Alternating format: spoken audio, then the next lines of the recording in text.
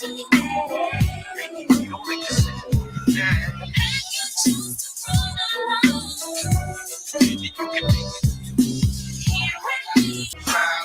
that is my girl. I love J-Lo. I love her. Yeah, I'm real. To keep the real. Hello, hello, hello, hello, hello. How is everybody doing tonight? I miss y'all. What? DV, what you saying? Blessings, DV. Welcome. What you trying to say? I can't say. You trying to say something? Huh? Are you trying to say something? If you got something to say to me, you know what to do. But if not, I'm going to sing. I can sing. Anyways, hello, everybody. She got energy? I got energy? What are you talking about? Boy, I got energy too. And I can sing as well. So don't get it twisted. I say it, you say it to say it to my face. Get your butt up here. Hi, everybody. I'm back. And guess what? I'm real. I don't know all the words, but I know when she said, I be hopping. Hopping all over the place today. So, how was everybody doing this beautiful Sunday? It was so beautiful out today. It was nice and hot. I sat outside for a minute. I was drinking coffee and I was sweating. So I said, okay, that means summertime. But I guess it won't be summertime until I actually put on a pair of shorts. And I've been thinking, do I want to have me some Daisy Duke shorts on? Do I want to have me some shorts on? Do I want to have me some, I don't know, but just a sundress with no drawers? Which one y'all think? So I want to know what's going on, everybody. What's going on? How y'all doing? Oh, I can tell you what's going on with me. I'm excited. I'm ready for this week to get past us so I can get to the next week. And then we can have our big Memorial Day cookout. And then the week after that, I'm going to be celebrating my niece's number 5. Yes, she'll be number 5 years old. That'll be my niece's daughter. So I guess that makes her my granddaughter. Wait a minute. Great niece, right? Yeah. That's my niece's daughter. So that makes her my great niece. Yeah, that's how it goes. She's going to be turning 5. And then that 2 weeks after that, I'll be in North Carolina. So I kind of hoping the next, 3 and some weeks will hurry up and fly by. There's lots of things that I'm going to be doing. I'm going to be trying to do them live. So y'all can see how Cookie do her thing, how I keep it real, how, I don't know. And it'd be in person. I'll be showing my face. I'll be on live. Because I'll have so much to show y'all. And I want you to, enjoy these little adventures with me. What are you talking about, DV? You want to hear music? It took me forever to try to find some music. Because I feel like music makes me happy. Music puts. What are you thinking about? What's there to think about? What did I say?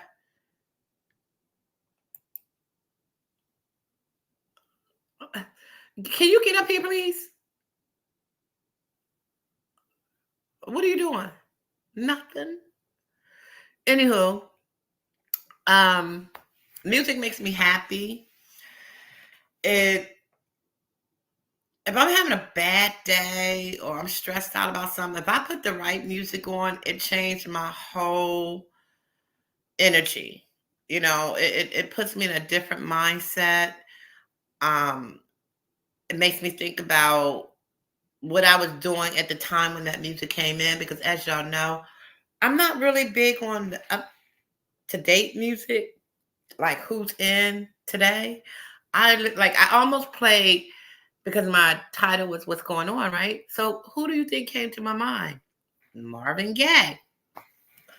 But after I listened to it, because I completely forgot, even though I had it in my head, I wasn't singing the lyrics in my head. And until I pushed the listening button and listened to the music, I realized, oh my God, that's so depressing, because he's talking about, the war and stuff like that. Mother, mother, there's so many of you dying, or something like that. Brother, brother, brother. Y'all know the song. Hi, Candy. How are you? Welcome. Blessings to you, my dear.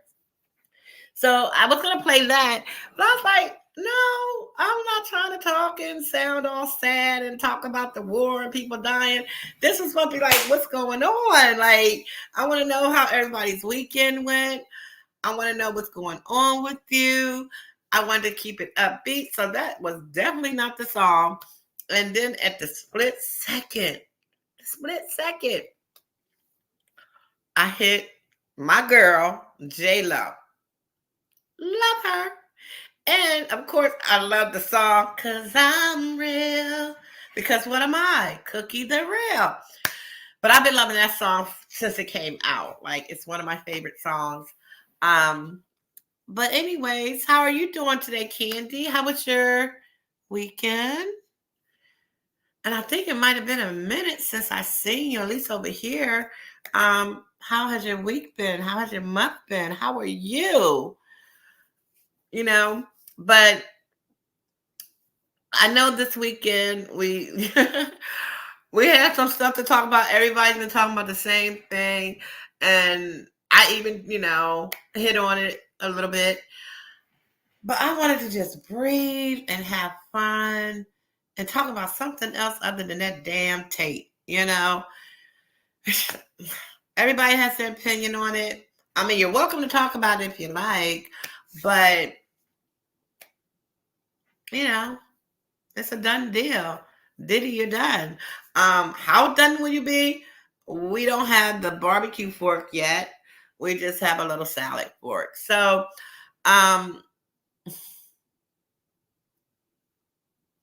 what you mean, right, DV? Right what? What are you writing? What are you writing about? Right, he's done? Or right what? Like, so I did a little live last night and I was gonna delete it. But then after I listened to it, Diddy, you're done? Yes, Diddy, you're done. Stick a fork in it. Ouch. Because I wanted to talk, And unfortunately, nobody came to talk with me. I'm sorry. I don't mean to laugh, but it was funny because I was like, what? Nobody. I was like, what? Nobody wants to see me. And it kind of fucked my head up, right? It kind of fucked my head up because I couldn't believe nobody wanted to come see me. Y'all, please don't pay me no mind. I had a little drink today, right? I'm not a drinker. So I guess everything that I say is going to be funny. And if I say something, y'all, pretend like I didn't say it. Close your ears and just say, Cookie is tipsy. Oh, you silly rabbit.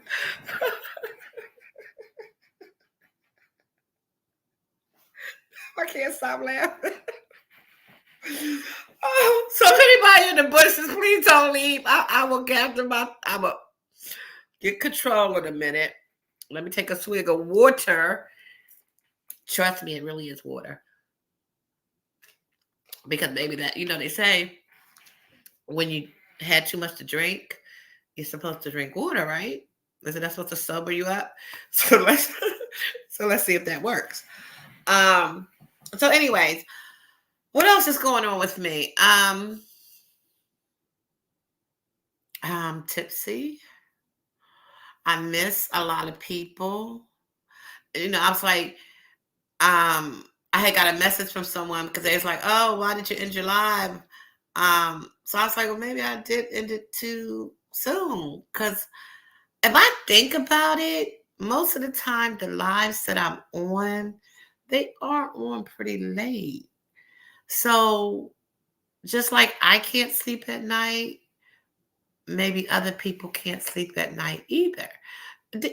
Davey, you said drink more. So you want me to be a lush and drink by myself? You won't even come up here and have a conversation with me. So felt like you were talking to yourself. Oh Lord, Heavenly Father, and these what? What the hell is that word? You been Googling? But anyways, I didn't already probably drove candy away. But it's Sunday, so if we're not gonna, well, I'm not gonna say if we're not going to, but right now we're not worshiping because that would be a serious, discussion. Um, I said more coffee. I don't know what you're saying, boy. Um, what else is there to do but to laugh? It's Sunday, right? You got to get all that energy out, all that happiness out. If you had a nice weekend, even if you didn't have a nice weekend, get the laughter out. Because 9 times out of 10, you're going to wake up in the morning and you're going to try to put your best face on. And then you're going to walk into work and you're going to get pissed about something. So that way, if that was to happen, you could think about tonight, last night. That would be last night if it's tomorrow. So tonight, and smile and laugh and think about something stupid and funny that Cookie said. Like that damn Cookie, she ain't got no sense. So if I can help you through your day tomorrow, my job is done, right? So what's going on? Sugar, let's get it on. That's what I should have done. Let's get it on instead of what's going on. Maybe that's the song that was playing in my head. Let's get it on. I tell you, sometimes my brain thinks so fast that I'm slow. But anyways, I'm trying to think of anything that happened funny recently. And for some reason, it's not coming to my mind because DV is keep putting these damn emojis, laughing. All I keep doing is laughing at them. Nothing's been going on with me other than thinking a lot, which y'all know I do.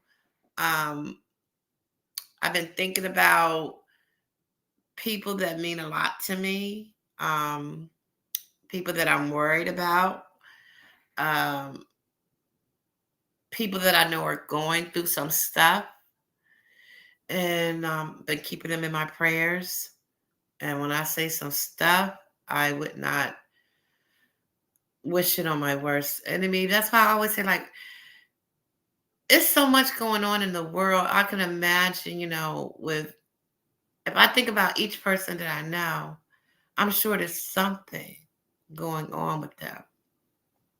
And sometimes people will keep it to themselves because either they don't want to be a burden or they think people won't understand. Or they just feel like, how back in the days, I used to ask people, how you doing? And my grandmother told me to stop doing that. She said, do you not realize that people ain't going to tell you how they doing because they know you don't give a fuck?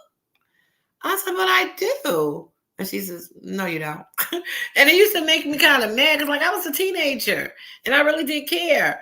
But she made it seem like people will always think that no one cares about what they're going through. So when you ask them that, it's like a condescending question, because in their mind, they're thinking, you don't freaking care, or either you're trying to be nosy, you know. I had an auntie. My TT might be watching, so make sure you got your drawers on. See you in a few. Actually, DD, I don't have no drawers on right now. Okay, like, why would I be wearing drawers in the house? But I did run to go get me some cigarettes, and I still didn't have no drawers. But anyways, she would say, that it would be kind of condescending because people feel like you really don't care, or you're just trying to be nosy. Because I had this one aunt. I know some people say aunt, and she would know things about people, and I mean, she would sit around and talk about it, to other family members or her friends. And then when that person went to walk in the room or walk down the street or whatever, she would ask them, "How you doing?" Knowing, what their business. So I guess that's why my grandma would say that, because it was kind of condescending what she was doing, because she already knew that, the man down the street was whooping her ass. So, or something to that. I'm just saying that because that's what it seemed like is going on in the world, men whooping women's ass. And we had that for many, many, many years, right?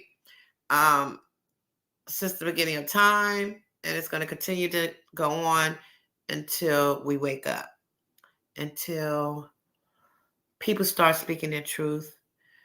I was looking at, how do you say her name? She's a comedian with the long nails. Lunel,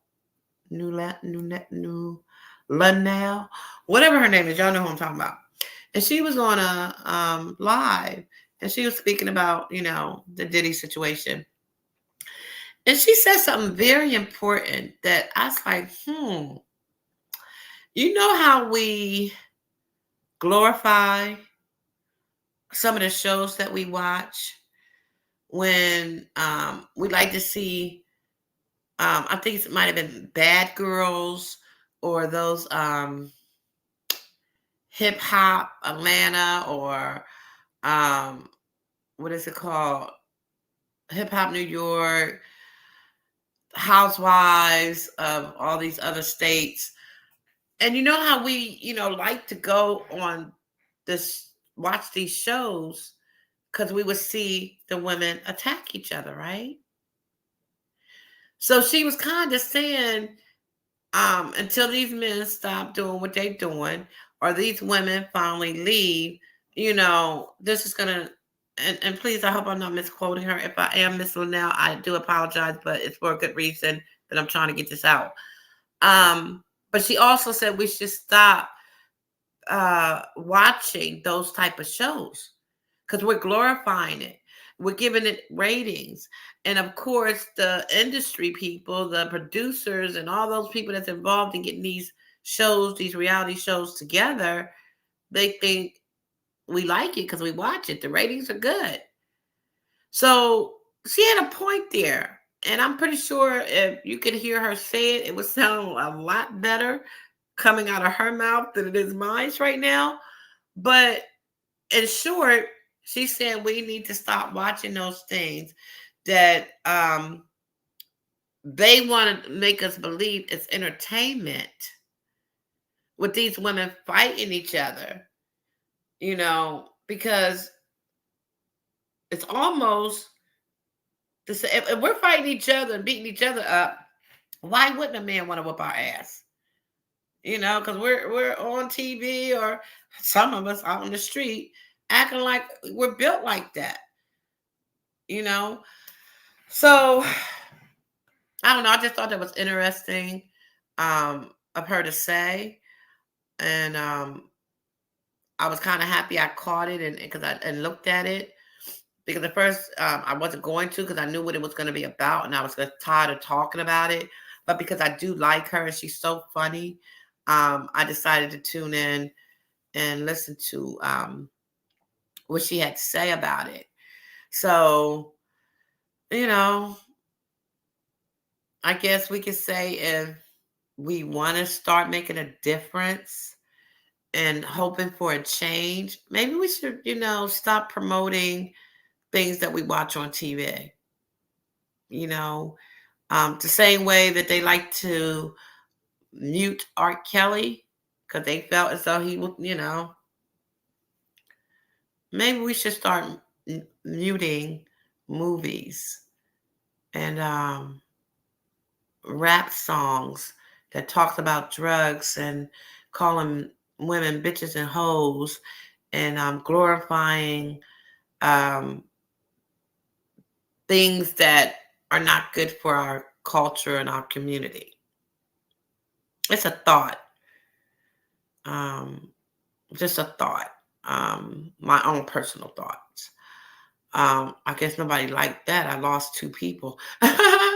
um, so yeah, but what's going on in my town?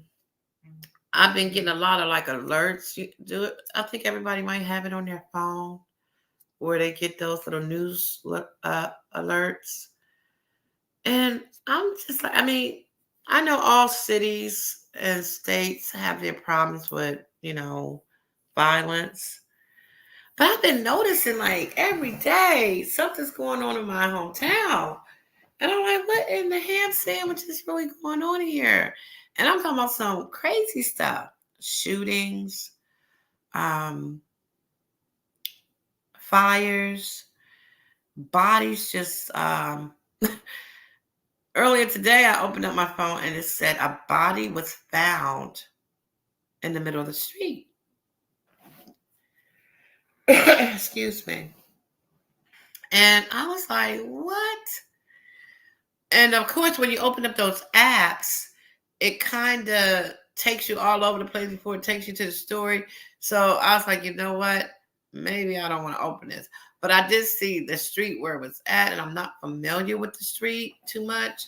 But I just thought that was like, wow. Like, was it that it was a hit and run maybe? And someone kept going? Or did someone have an emergency health issue and collapse? Like I said, I didn't open it up to read the story, but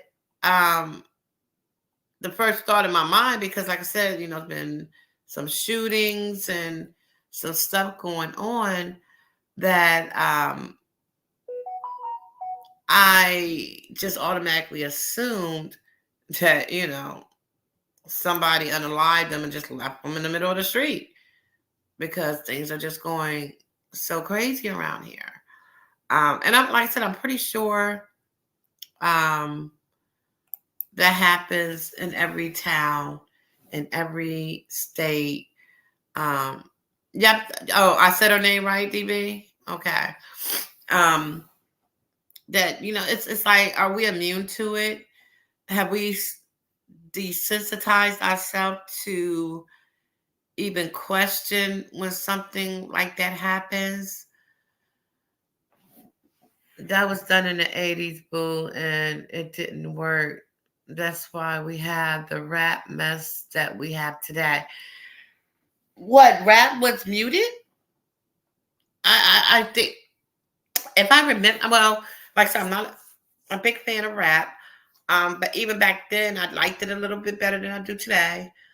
And I thought that it was more of, it was censored, right? With what was the group? NW, what were they? Oh God, the one with Ice Cube, NWA, NWA, is that their name, right? Um, Everyone turn your notifications on. Yes, please, come on, y'all, turn your notifications on. Like, share, subscribe. I'm begging. Y'all got me begging now. But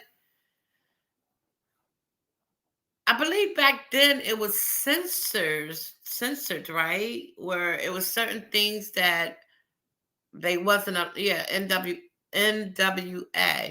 It was things they wasn't allowed to say, right? It wasn't they was muted. It was just like the one song, "At the police."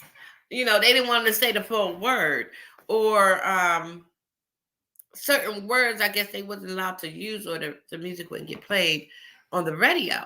But I feel like, like we go and picket places and like they muted R. Kelly. Why don't we do the same? Even like when you think about strikes, when something goes on and we tell the people don't go buy this or don't go buy it. We as people, we feel like we have to have, you know, let's just say that Mr. Diddy still had his clothing line. Would y'all really stop buying it with everything that's going on? Or would you still have to have that Sean John? You know what I mean? So if we look at the bigger picture of things and stay true to what we believe in to try to make a change, I think our culture would grow and be able to unite and show unity and have more respect for one another if if we could just sacrifice a little bit and say, you know what, I don't need that Sean John. I don't need this or that, and not buy it. One thing for sure, and two for certain, we'll save ourselves some money. That's a good way to start a savings. You know, even when it comes to like a certain store, um, that when you walk into this store, if you're not the right color, they will kind of keep an eye on you, walk around behind you and act like they're a shopper. Even a shopper will be, looking at you and looking to see what you're doing. But yet we still keep going to that store. We will keep going into the store, even though we know we're not wanted. We're being watched as if we can't afford something that's in that store. But we'll keep giving them our money. When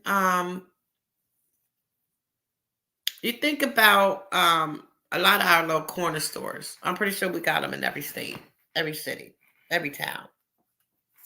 And most of the time, who owns those stores?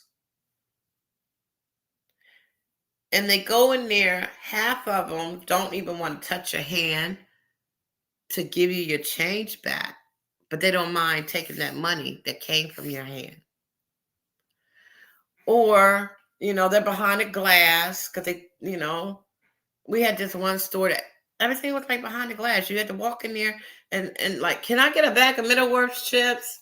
No, the plain. Yeah, that one. No, the next one over. Because you couldn't even touch the product.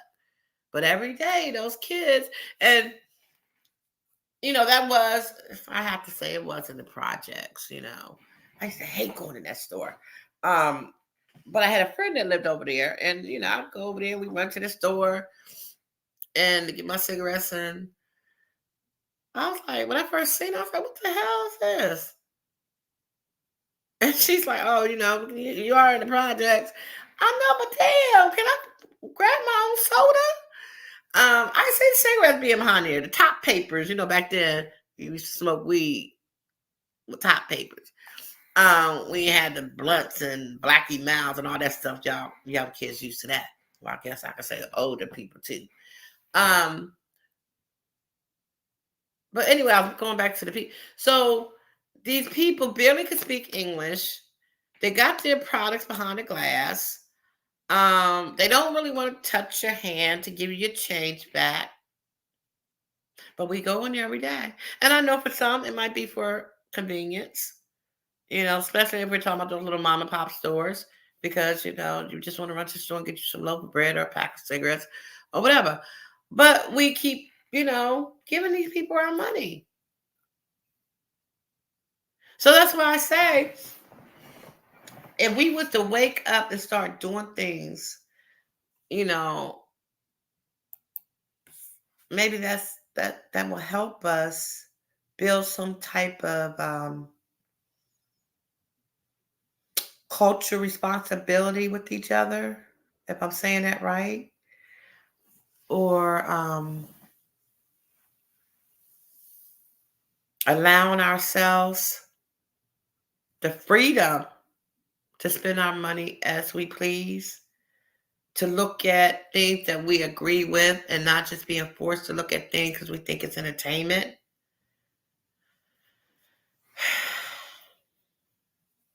I don't know.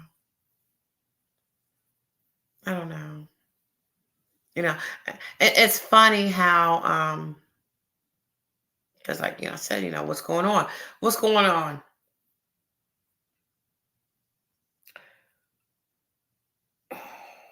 I don't know. What's going on, David?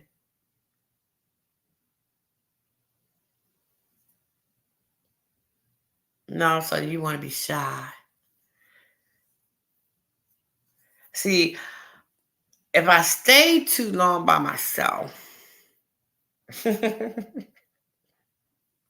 ain't gonna stop back laughing because I did calm down a little bit for my little alcohol. I don't know. I like to think that I was telling. I think it was it you, DV? I was telling today. God, did I just go hoarse? Was it you, DV, that I was telling today how I enjoy being by myself? Um, I love being alone sometimes. Sometimes, not all the time, but sometimes I enjoy it. Um, Cause I don't have to listen to nobody. I don't have to argue with nobody. I don't have to do nothing that I don't want to do, but do what I want to do. And when I'm alone, like I said, I like it, but sometimes I don't because I think too much. I get in my head and I start trying to figure out, how can I fix certain things that I think is my business to fix. And even if I don't believe that it's my business, I just feel like, well, I think I got the answer to your problem, you know? Um, my sister, she left today, which is gonna be oh my God. Actually, my sister and my friend left me today. My sister left this morning about 5 o'clock this morning to go to New Orleans. I said, she's such a lucky girl. That's what happens when you're single and your kids are grown, you know. And my friend, my best friend, she left today. I think her flight was about 8:45, I think. She left today to go to Florida. And they both gonna be gone for the whole week. And I'm like, oh my God, I don't have nobody. I'm joking. Um, but those are the main people that I talk to every day who I can depend on to just drop by my house unannounced and get on my freaking nerves and make me leave my house, but I love it. I love it. So now they're both gone at the same time. I don't think that has ever happened.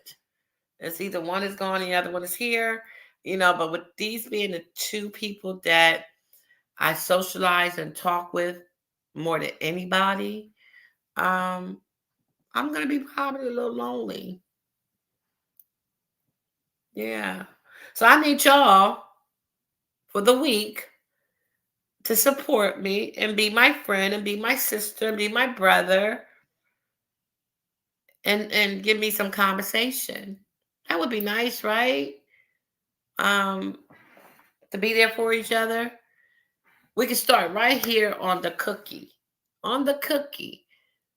Sometimes practice makes perfect. So if we can get through a week with Cookie, imagine what you could do every day with someone else. One day at a time, one step at a time. You know. Um. So yeah. So I'm gonna try not to get too sober and lonely and miss my sister and my girlfriend too much. I still have my husband, right? I still have my husband. Uh, but really, he might as well be out of town because he works all the time. He works all the time. So, yeah, I guess I'm going to have to be forced to talk to him even more when he is home. I shouldn't say forced. I love my husband. Y'all probably think I give my husband such a hard time, right? Um, what'd you say? I argue with you every day. Jesus, what else do you want me to do, lady? Oh my God, TV. I don't want to argue. I want to have conversations. I want to laugh.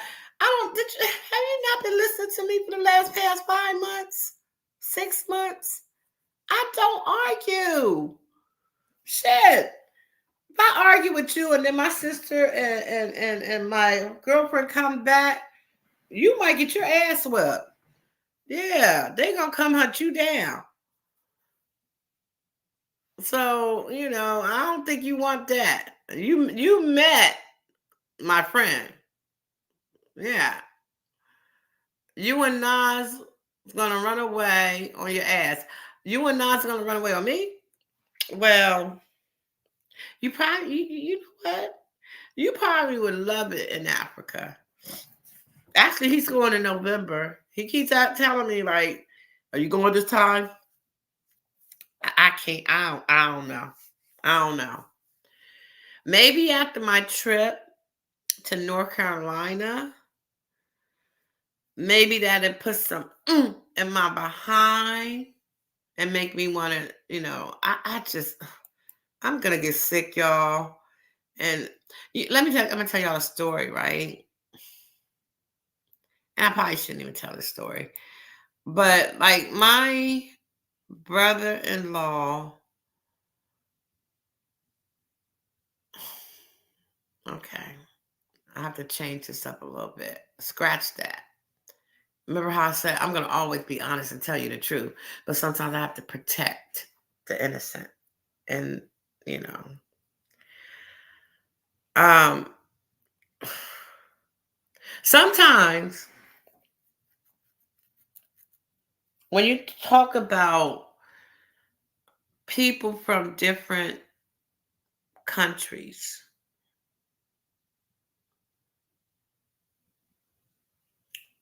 rather they already here or you go to their country, like you can go somewhere to visit and you may not make it back home, right? And I think somewhat that's kind of my fear because I am up in age and I do have some health problems and I'm going to a whole different culture, a whole different continent. And not to say that it's not a safe place to be, but because my body may not adjust to it, especially like when you're talking about heat. I have high blood pressure. I have a heart issue. And from either the heat, the excitement of being so far away from home, the anxiety that I might go through, who's to say what my body might go through? And I get over there and I may not make it back. And I shouldn't think like that, but that's one of my fears. And I have to be honest with myself. No matter how much people will say, I can't believe you never been over there with your husband. I went there when I was very young. I think I was 17, but it wasn't where my husband is from. It was in Ghana. And so I did have the pleasure of going there once in my life, you know. But as far as my time with my husband for 16 years, I have never gone to his country in legit. And like I said, that's because I've always had a fear of flying. I've always got car sick, and when I travel, um, but I was young then, and you can take a lot when you're young. I didn't have the health problems that I had. So now, when I think about the age that I am today, with the issues that I have, and the fear and the anxiety that I have, that's one of the thoughts that crossed my mind. You know, um, what if I don't return back home? I don't want to. I mean, I would hope my husband would ship my body back to my family, but he believes that we all are. We were taken from our country and placed over here, so he might feel like I should be where my ancestors came from. I don't know. I mean, I can tell him that, hey, if anything happens, be sure, excuse me, to bring my body back home. And I would like to think he would honor that. But do people really honor last wishes? Don't think like that. Like I said, I don't want to think like that, and I shouldn't think like that, and I definitely shouldn't speak it out my mouth. But I'm being truthful. You know, um, eh, just think if I never told you this, right? And I go on a trip in November, and I'm supposed to come back by Christmas or Thanksgiving, let's say, because I wouldn't dare stay there that long. For Thanksgiving. And you're calling me, and I don't answer. Are you going to think, oh, I just decided to stay a little longer? Because you probably would never think that I'm gone, right?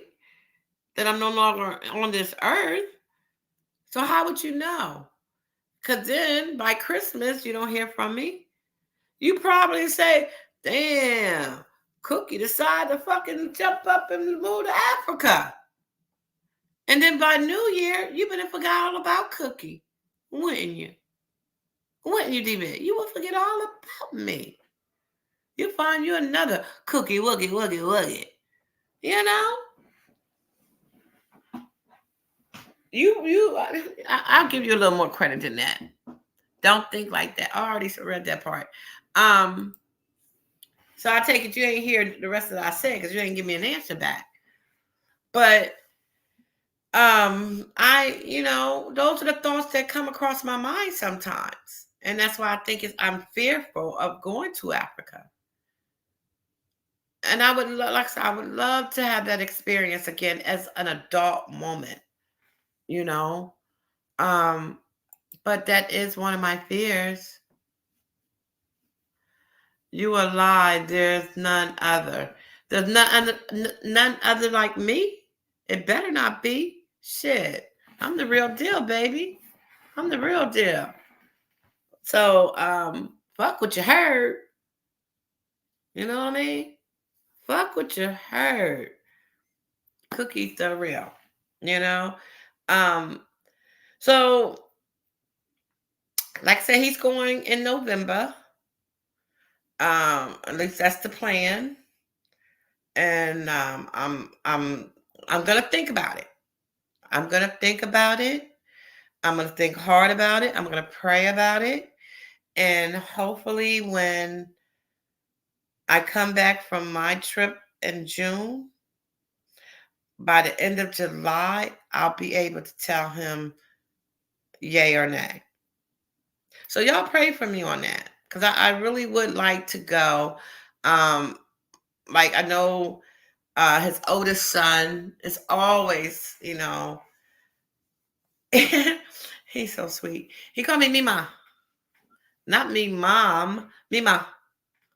Um, and like I said, they don't speak English. So all he knows how to say is hi, bye, Mima, and I love. I don't know why he can't say you.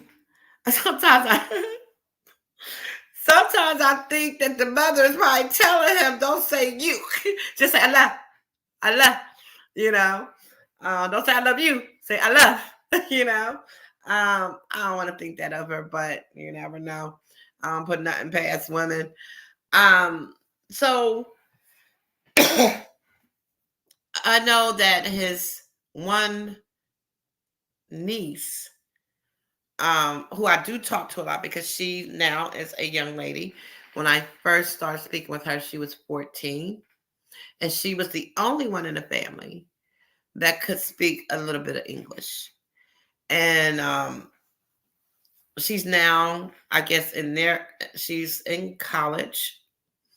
And whenever I do catch her, she always, say, Auntie, please come see us. Please come see us. You know, so I want to go because I know that the family would like to meet me, um, like in real life. So I'm gonna just really pray on it because if I don't go within the next 5 years, I know I will never go because at the age of 60, I'm definitely not getting on nobody's plane to go to see nobody's country. I know that. Um, but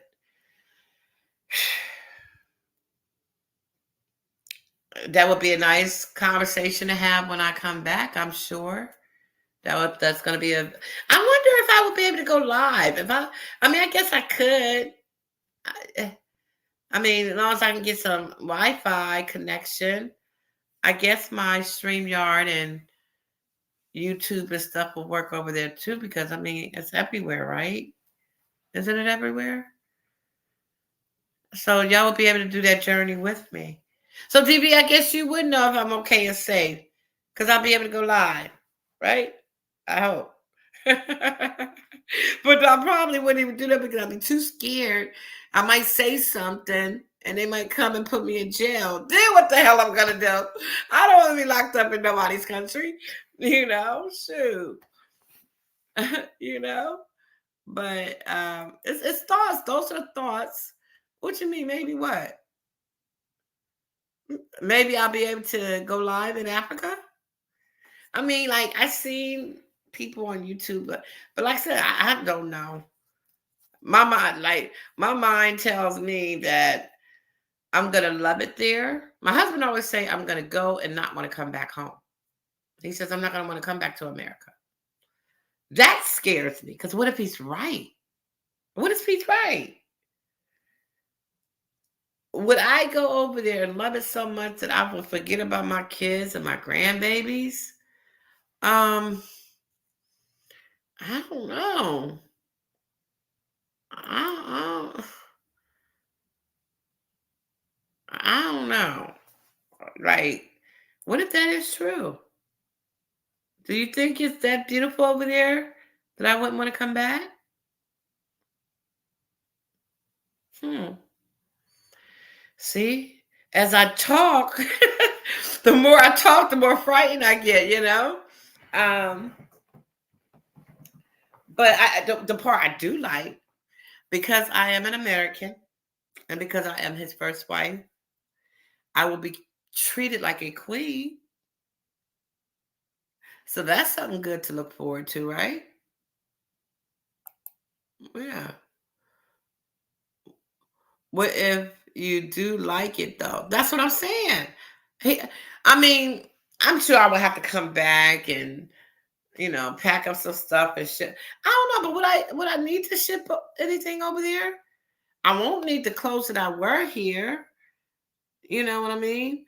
Um, because I probably have to wear their garments so I can fit in. Because eventually, I don't think they would convert me, but I might feel more comfortable dressing as them. But then again, I couldn't do that if that's not who I am. So that's the scary part too, because I know that I know for sure I would never convert. I don't think. But after being, if I was to go over there and decide I want to live there, then that means I would probably succumb to their culture and religion, which means I would be converting eventually. And I don't know. That's like the question, if you had $1 million, what would you do? Until it actually happens, what would you do if you stayed? Can you stay alone? Would you what? Wait a minute, wait. What would you do if you stayed? Can you stay alone? What you mean, can I stay alone? Like, stay alone where? In a house? Or stay alone without my husband? You know what? He come back and I stay? Oh, no, no, no. If he come back, I'm definitely coming back. I'm not staying there by myself, being left with his family because, like I said, they don't speak English. So, oh my God, no. No, no, no. But if he stayed, if he said, okay, you want to stay? Okay, I stay, and we stay, then we stay. But if he says, well, you stay, I'm going to go back home and close everything down, and I'll be back. I'm like, no, no, no, no, no, no, no, no, no. We could go together. And then if I come back over here, I've been forgot about how lovely and beautiful it is. I ain't going to go back. At least no time soon. I might say, okay, when I turn 60, we'll go back and we'll stay forever. I don't know. It's kind of hard to it's kind of hard to decide until you're actually in that situation. That's why I don't understand. I mean, not that I don't understand. Let me correct myself. I do understand how someone could be in a situation and don't know how to handle it. But once you're in that situation and you see that situation is getting worse, I feel like you know what you need to do. You just choose not to do it, if that makes sense. You know? Um,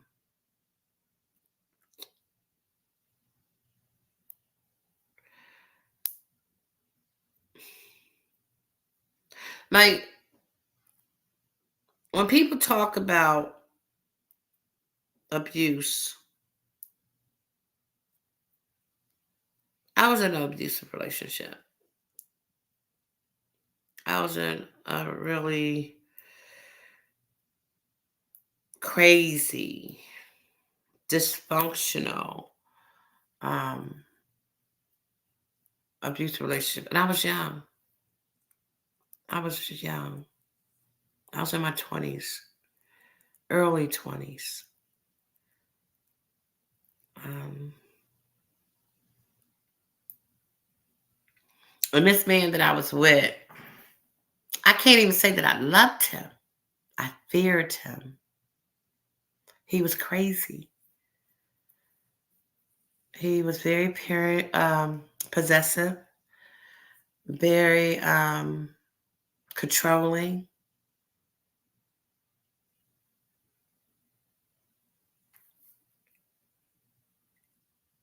And I remember my grandmother, which is funny because she kind of was the one that kind of put us together. That's a long story. But at the time, she thought he was a good man until she seen his dark side. And by this time, I had children.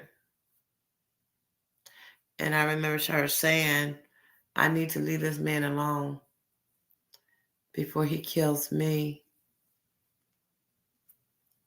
or I kill him. But someone's not going to make it out that relationship. And one of the only reason why we did separate and got away from each other. It's because he tried to kill me. He said, if I can't have you, nobody will. And he tried to slice my throat.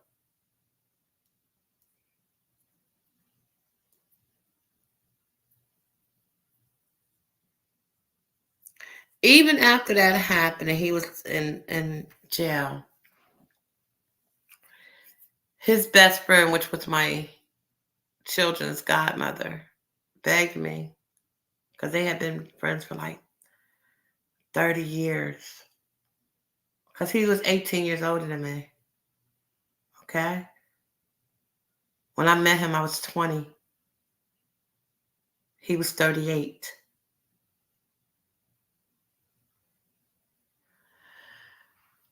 And she convinced me to go and drop the charges. She promised me he would not bother me. She would make sure that he would stay away from me. I said, well, I don't know if you can make that promise. But let me go visit him at the jail. And I need to look in his eyes and hear him tell me that he would leave me alone, that he would stay away. And when I went to that jail and sat behind that glass window, oh my Jesus. Even behind that glass, I still feared this man. I still feared him. I feared if I didn't drop these charges, he was going to get out some kind of way. And when he did, that was going to make him even more mad. And this time he might succeed.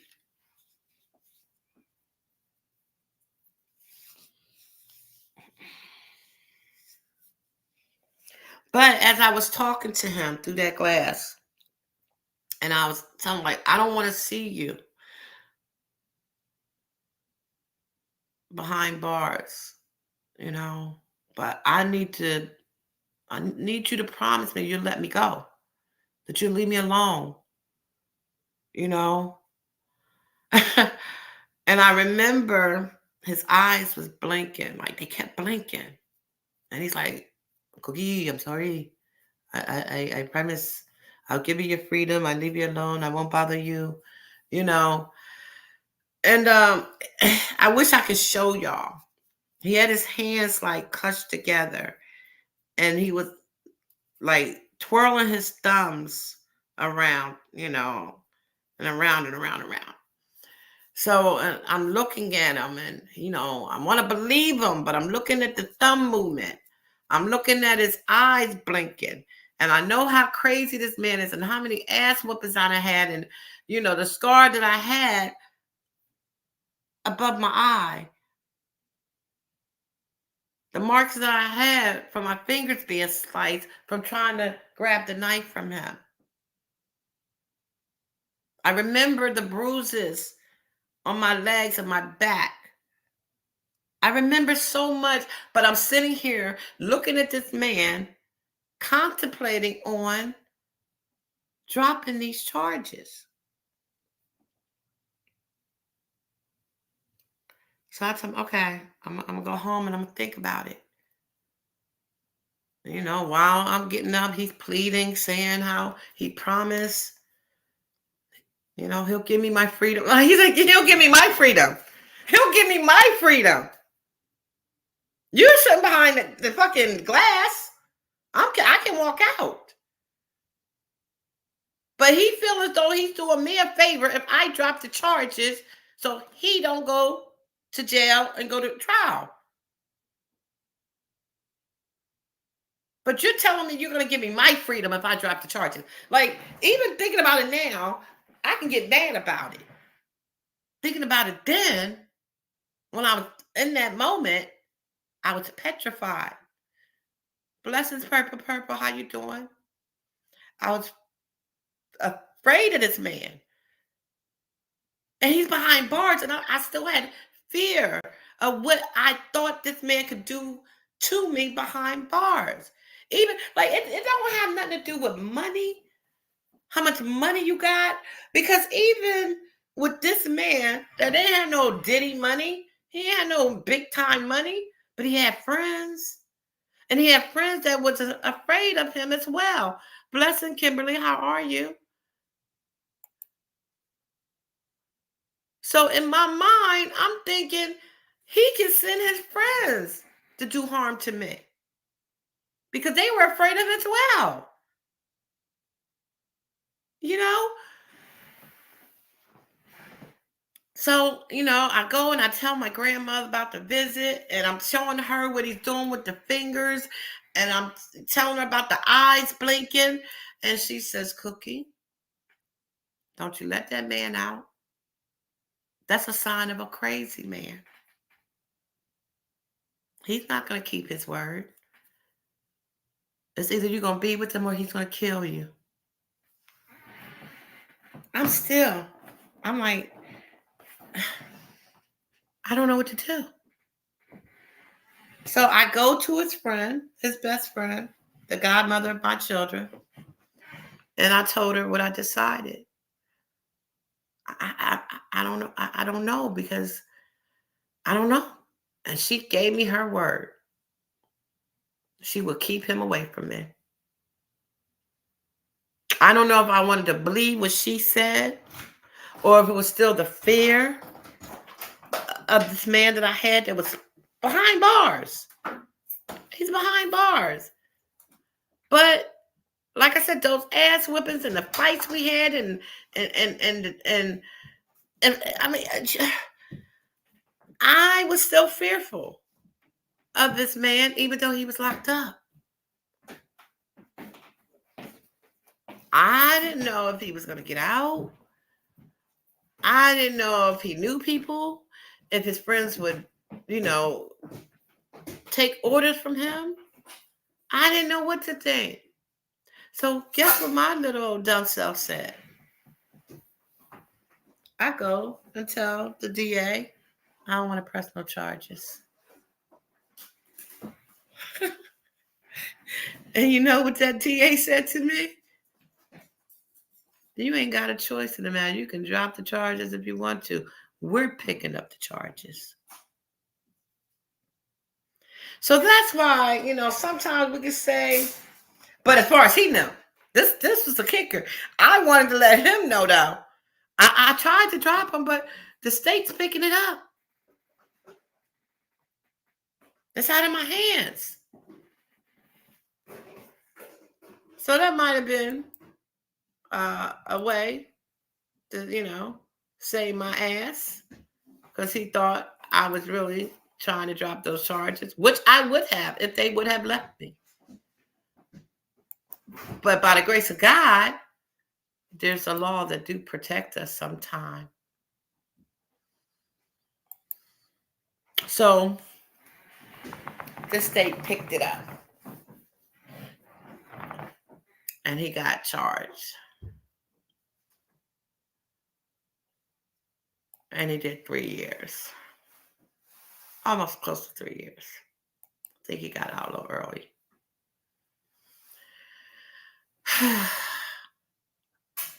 So I do understand when, they say people can't get away. I did not leave because I couldn't get away. I could have got away. It's just he probably would have hurt me before I actually got away or tormented me, in the midst of the years until he got tired or went back to jail or something. But so when I hear people think that I don't have compassion for victims, trust me, I do. But the one thing that I cannot do, now we're talking about abuse right now, domestic abuse. I can tell you stories of being molested as a child.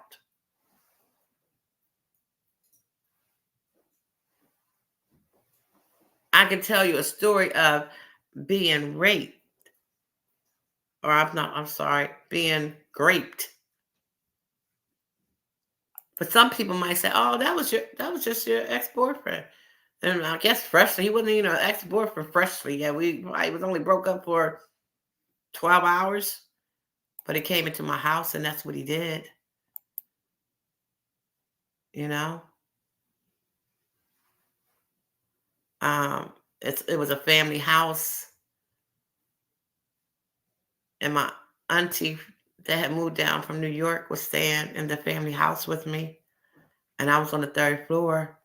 She didn't know what had happened the night prior. So when he knocked on the door, she's thinking everything's okay. She let him in. You know, and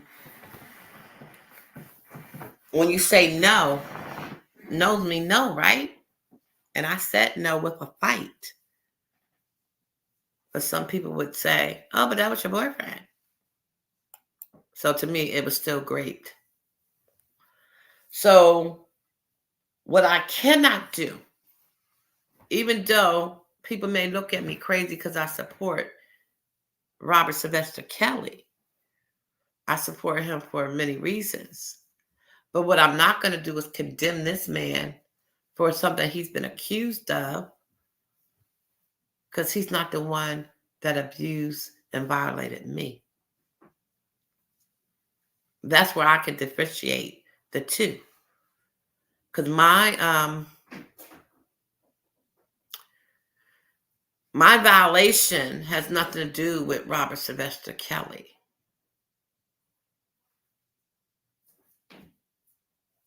Yes, Kimberly. And that's only a tidbit. And that was the whole purpose, of starting this as well, like I said, to be able to help people get through some things, and hopefully it can help me get through what I'm going through. Even though I've done a lot of counseling, I did a lot of therapy, but it's still, it's still there. It's still there. It's going to always be there. It's part of me. It's my story. It's my journey. It's my testimony. And if I hold on to that pain and that anger and make me bitter to the point where I look at every man as my violator, as my abuser, where would I be today? With the grace of God, I met a man 12 years after leaving that abuse relationship, being away from that abuse relationship, should I say. And he's a good man. He's a good man. He's a good provider. He showed me what a real man was supposed to how to treat me. So, and like I said, we have our ups and downs. Nobody's perfect. I ain't gonna give him that title. Because no man and no woman is perfect. But he sure as hell ain't the man I was with 28 years ago. Um,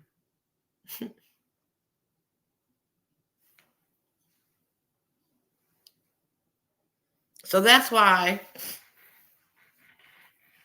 when I tell my story about, when I talk about my husband and I talk about his children, and people don't understand how I could have made such a choice or decision.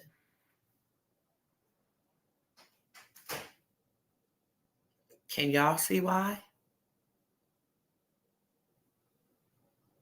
Life is so short. And when you had someone that almost took your life, and then you meet someone that gave you back life, why wouldn't I do the same? Some people may not see it as that. Say, well, he wasn't dying. Your husband wasn't dying. Not literally, but bringing a child into the world is a gift. It's a blessing, right? From God. God creates life. And maybe for my husband, that was something that he was desiring or needing in order to feel like he was living. And that may not make sense to a lot of people. It may not resonate the way I need for someone else to understand it to resonate, but it resonates within me. I don't care how, at first, I'm not even going to say I really cared, but I guess I did. I cared enough to make my husband happy. And I cared enough to wonder how was it going to look to other people. But I really didn't give a fuck what nobody thought, because this was my husband. This was our life. This was our decision. I remember when people had their little 2 cents they wanted to put in it. I said, how you know your husband ain't got, a child across town somewhere that he ain't told you about? So, and don't let it be that I know that some shit that happened between you and your man. Because then I'm going to throw that at you. If you're being inconsiderate on the choices I make for my life, then I'm going to throw in your face what everybody in the city know about what you allow happen. What you having your husband or your man across town with a baby, and you think nobody know about it. But that only lasted for maybe a year or so. Because then I had to tell myself, you know what? What they say, don't lay down with snakes. If you can't understand what me and my husband decided to do out of love for one another, I'm not going to sit up here and it's just either you don't need to be a part of my life. You can stay away from me, I'll stay away from you. But we're not going to go tit for tat because I love you too much as my friend, my sister, my auntie, my cousin, whoever it may be. I'm not going to be throwing bricks back at you because you don't have it in your heart to understand.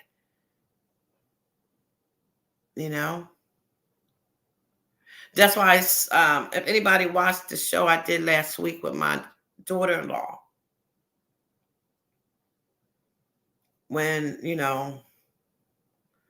I guess I was kind of giving her flowers for the gift that she brought into this world for someone else by carrying not a child, but a set of twins. That's a gift. Some people didn't understand. I'm not going to say I didn't understand. I understood why she was doing it. I just feared because I'm thinking, but I forgot who I was talking to. My daughter-in-law, she's a piece of work. She, how you heard her talk, that's who she is. But for me, it would have been hard for me to carry a child, even if it had none of my DNA in it. I know me. I would have bonded with that fetus inside of me. growing inside of me, nurturing from me, it would have been hard for me to let go. I mean, I would have still gave that person their child, but I know me, I would have went through something mentally, emotionally. I don't think it would have been hard for me to let go. You know,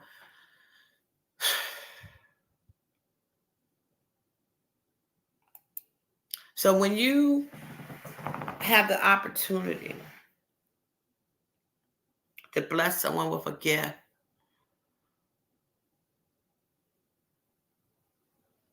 um, don't be so fast to reject it.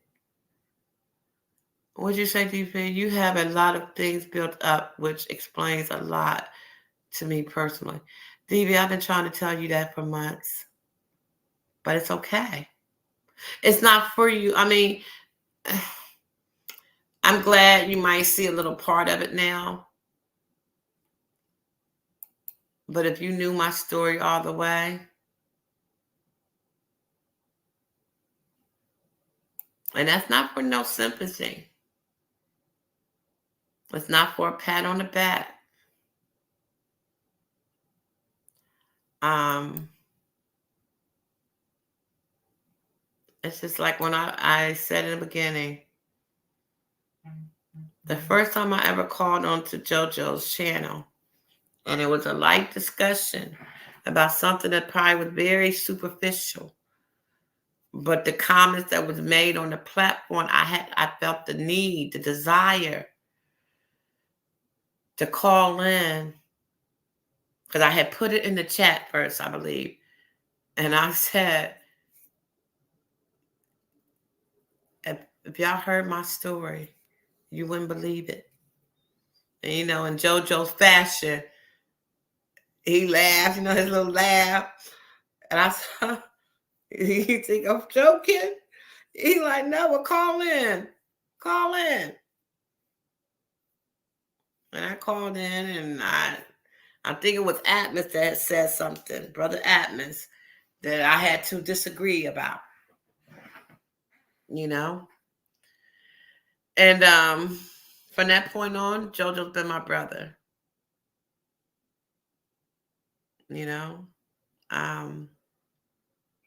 Because even though he didn't get to hear my whole story, my whole life story, like you say, Kimberly, like you say, DB, he knew there was something else behind me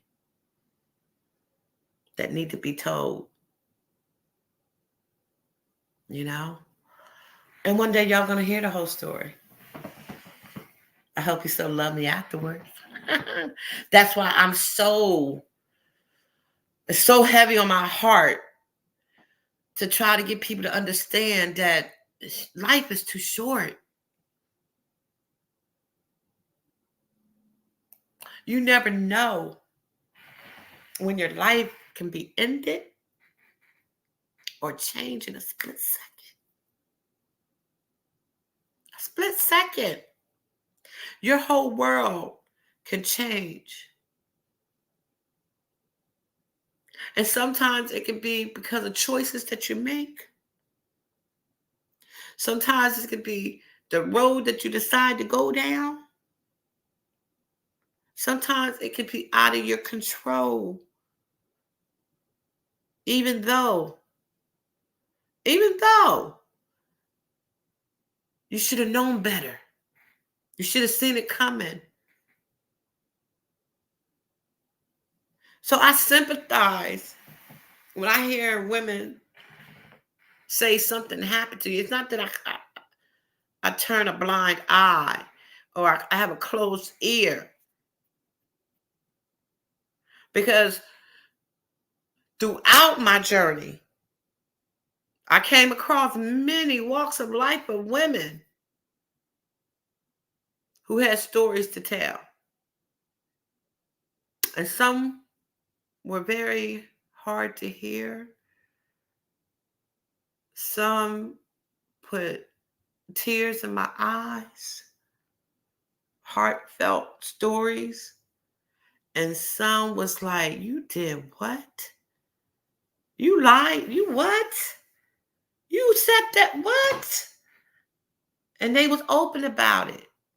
I did this, I did that, but it didn't happen. I said this, I said that, but it wasn't true. So that's why I know when they say men lie, women lie too. So until I see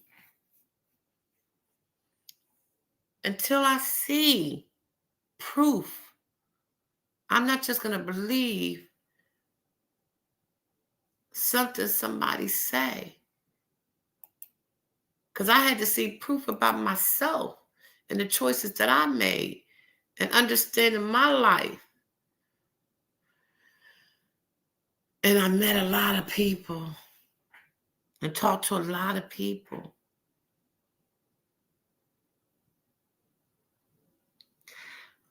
Who openly admitted that they lied about shit. That caused somebody else's life to be turned upside down. Just because. Scorn, hate, payback. Miss Cookie, may God continue to use you to inspire me, encourage folks who need to hear it's possible to overcome traumatic experience like these. It is. It is. Do I have a choice? Hell, I can't get rid of you. Didn't even forget you.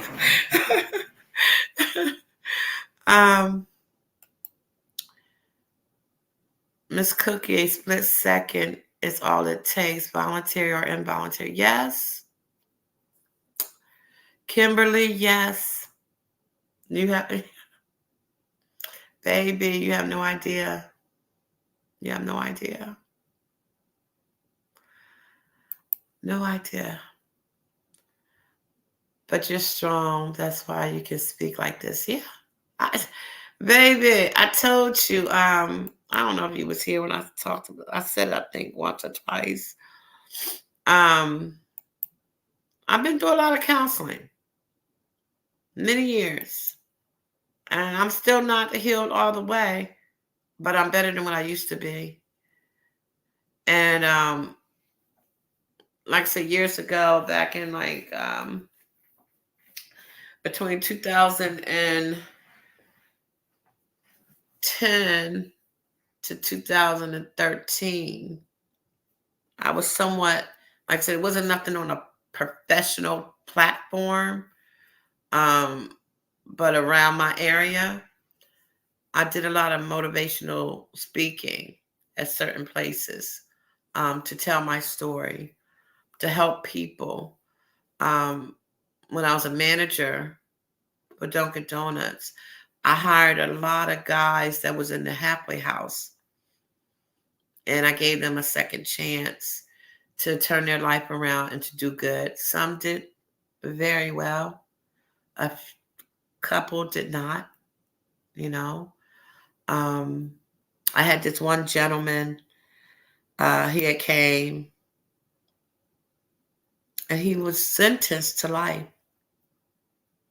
He got his sentence overturned after he had did like 37 years. By the time this man got out, he was like 60-something years old.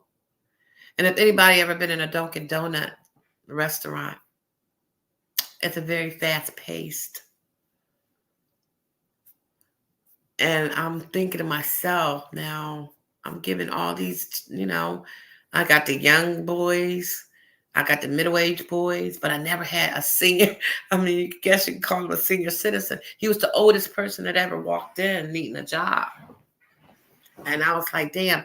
And my record was so good on how I built up stores. I used to go around to Dunkin' Donuts to build up their numbers and build up their sales and clean up the store and hire the right people. And I didn't, was thinking, how can I make this man work in a fast-paced environment? I didn't want him to get hurt. I didn't want him to be in the way of the other workers from doing their job. So I knew I was going to another store within that month. So I hired him. I told him his start date. And then I left. And he turned out to be one of the best workers. Now he relocated. He stayed with us with the company for like a year and 3 months, something like that. It was over a year. And then he went back to his home state in Philadelphia. And but before he left, and we wound up getting him transferred to another store in Philly. But before he left us, he was probably the best worker I ever hired. And here he was the oldest. He was the only one that had did that much time. Until this day, we still keep in contact. And he left probably in like 2012. He went back to Philly. But until this day, we still were friends on Facebook. Every once in a while, I'll get a text from him, Happy Mother's Day, Happy Merry Christmas, stuff like that. He'll let me know how he's doing. I'll let him know, we still keep in contact. But that blessing, that old man, I'm going to call him old man, he was the best worker, and he was so grateful and humbled. He was like, man, Miss Cookie, if it wasn't for you, I don't know what I would do. Who's going to hire my old ass? I thought somebody would have hired you.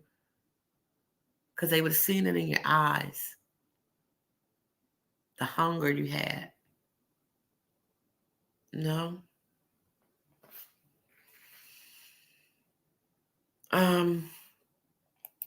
Thank you, Kimberly, but I'm not. I made some terrible decisions in life. She definitely chose the wrong type of men in the beginning of my, I don't even know what to call it, young adult life.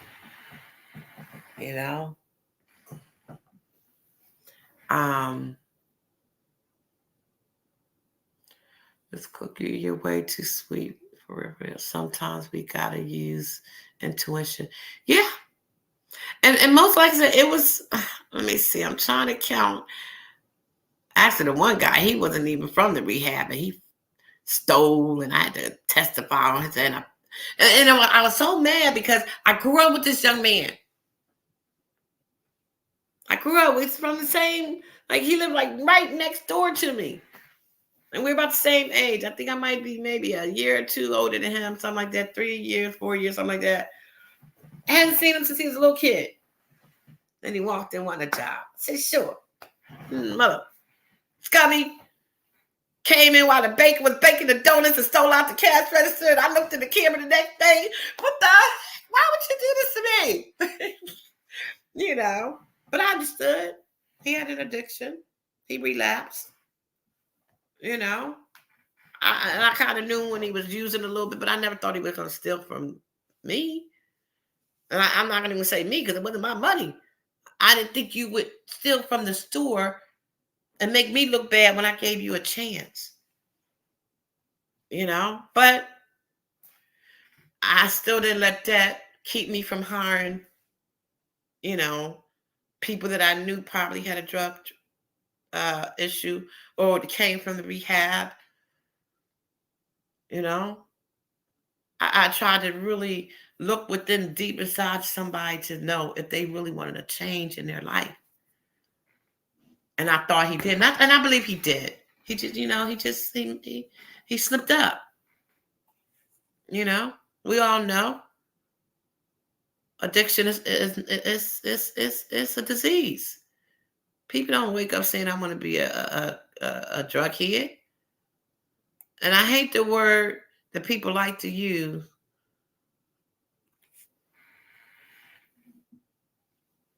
It's a disease. It's an illness. And sometimes we can try, like, look at Richard Pryor. Look at so many, it's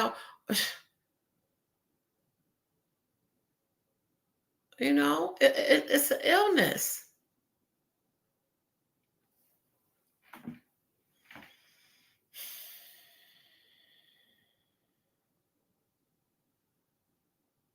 But a lot of times we go through stuff. And y'all welcome to hit the link. Please don't let me be up here talking, because I'm going to start getting emotional, or I'm going to just, I don't want to just keep, talking about these sad times in my life, because even though they were hardships and the journey that I need to go through, it's what made me who I am today, to appreciate life, to understand what God has done in my life, to change who I am, to be a better person. Not saying that I was a bad person in my past life, but I made some bad decisions. I walked that bad walk. I allowed myself to be somebody that I was not raised to be, by dealing with a lot of people that I knew I shouldn't have been around. But it was something lacking in my life for many reasons. Many, many reasons. But I can't use those as excuses. It's just life. That's why we all got a story. I can, if I didn't know any better, I could sit here and blame. My mother died when I was 8. I was molested. I was raped. My grandmother didn't really care for me the way I think she should. She had a hard way of showing love. But I got a good household to live in. I was brought up kind of decent. I knew right from wrong. I was going to church. I didn't know my father till I was, 20? I can go on and on and on and on and on and on and on about everything that went wrong in my life and say, this is why this happened to me. No, because after a certain time in my life, I was a grown-ass woman, making my own damn choices and choosing to do the fuck-ups that I did, dealing with the people that I dealt with, making decisions in my life that I knew was not the right ones, and allow myself to be lost in a world I really knew nothing about, but grew accustomed to because I made the choice to be around it.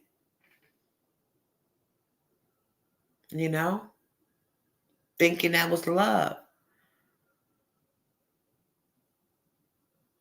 I said, I've never dated anybody my age. My son's father is 18 years older than me. My daughter's father is 20 years older than me. I never dated guys my age. I didn't even lose my virginity to anybody my age. I think the closest I've come to being with someone my age, they were 2 years older. And that happened one time. And then I had another one that was, I think, 3 or 4 years older than me. Other than that, everybody's been at least a good 7, 8, 9, 10 years older than me. And when I talk about those 2 years, I was 14, I think. And the gentleman was 16.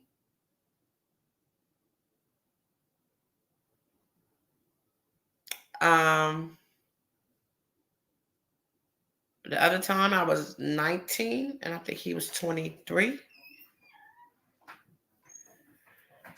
So, my whole life. And now, only time I've been with anybody younger than me is my husband. He's 2 years younger than me. So now's my time. My time. Yeah. Yeah. I'm the cougar now. You know, but are y'all still there? Um,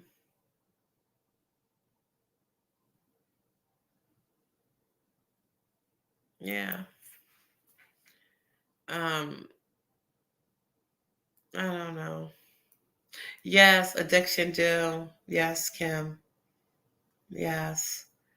You could be addicted to men, sex, gambling, shopping. There's addictions, like you said, in many forms.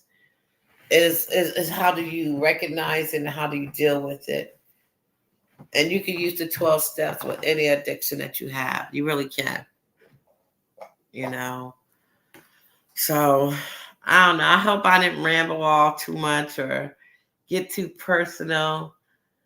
But that's what a conversation leaded to.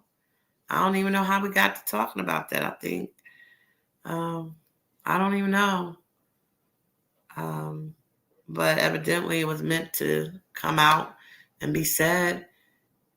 Um, I just wish people would try to be more compassionate and understanding and not be so judgmental. Because even when you're doing wrong, it's a reason behind it. It's not just I don't want to think it's because you're just that evil or careless. Something happened in your life that caused you to go down that road or to make a decision that you made.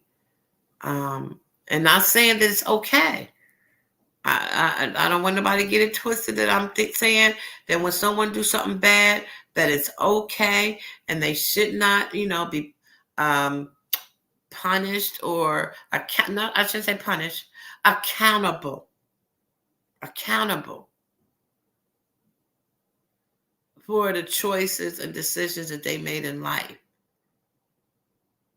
But what we do got to understand and realize that when someone is accountable and they're remorseful and they've done their time or they've been through the programs or whatever it is that they need to do to be rehabilitated. Excuse me. You do not hold that against them and keep on and keep on and keep on bringing it up and throwing it in their past because God says, cast these sins away. Just like when we think about the Robert Sylvester Kelly, he was acquitted in 2008, but no one allowed this man to live it down. Was it because they didn't get a conviction? Because I believe even if he would have went to jail in 2008 and served his time, people still would have been using that against that man. And that's what we need to stop doing. Who are we to judge?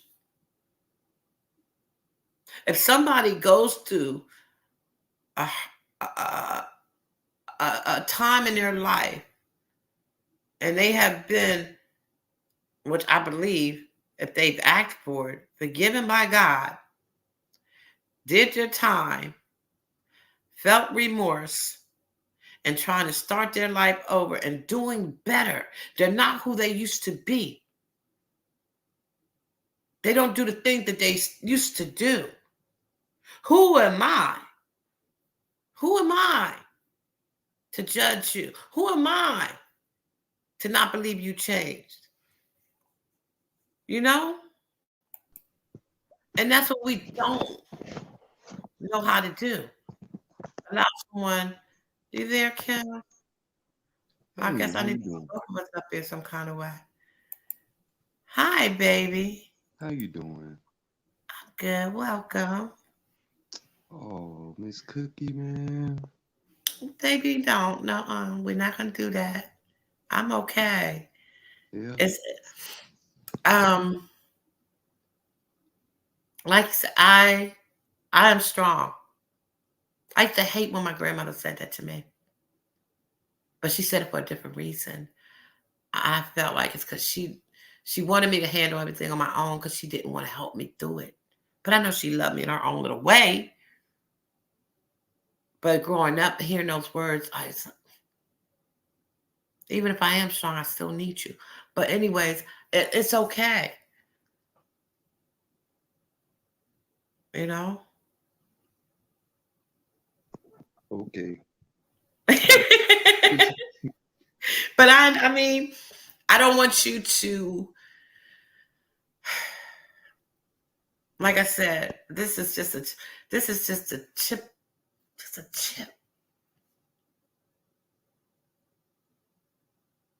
And when I talk about that man, guess what? He's still around. I've forgiven him. Just the other day, we were talking about some stuff because, like I said, now he's like 70 something, and he got the stories all messed up of how things went. And I was like, "Are you serious?" Now back then, I couldn't laugh about the shit. I can laugh about it now, because you're no threat to me. Right. You can barely walk, you know. Mm-hmm. But I can barely walk sometimes.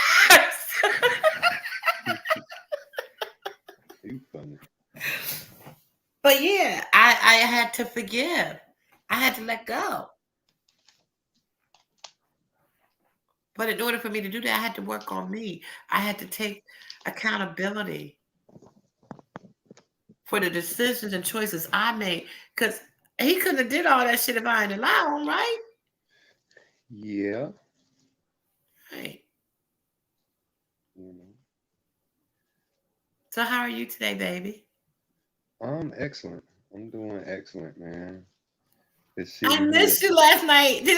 You see, I was all by myself yesterday. Oh no, man.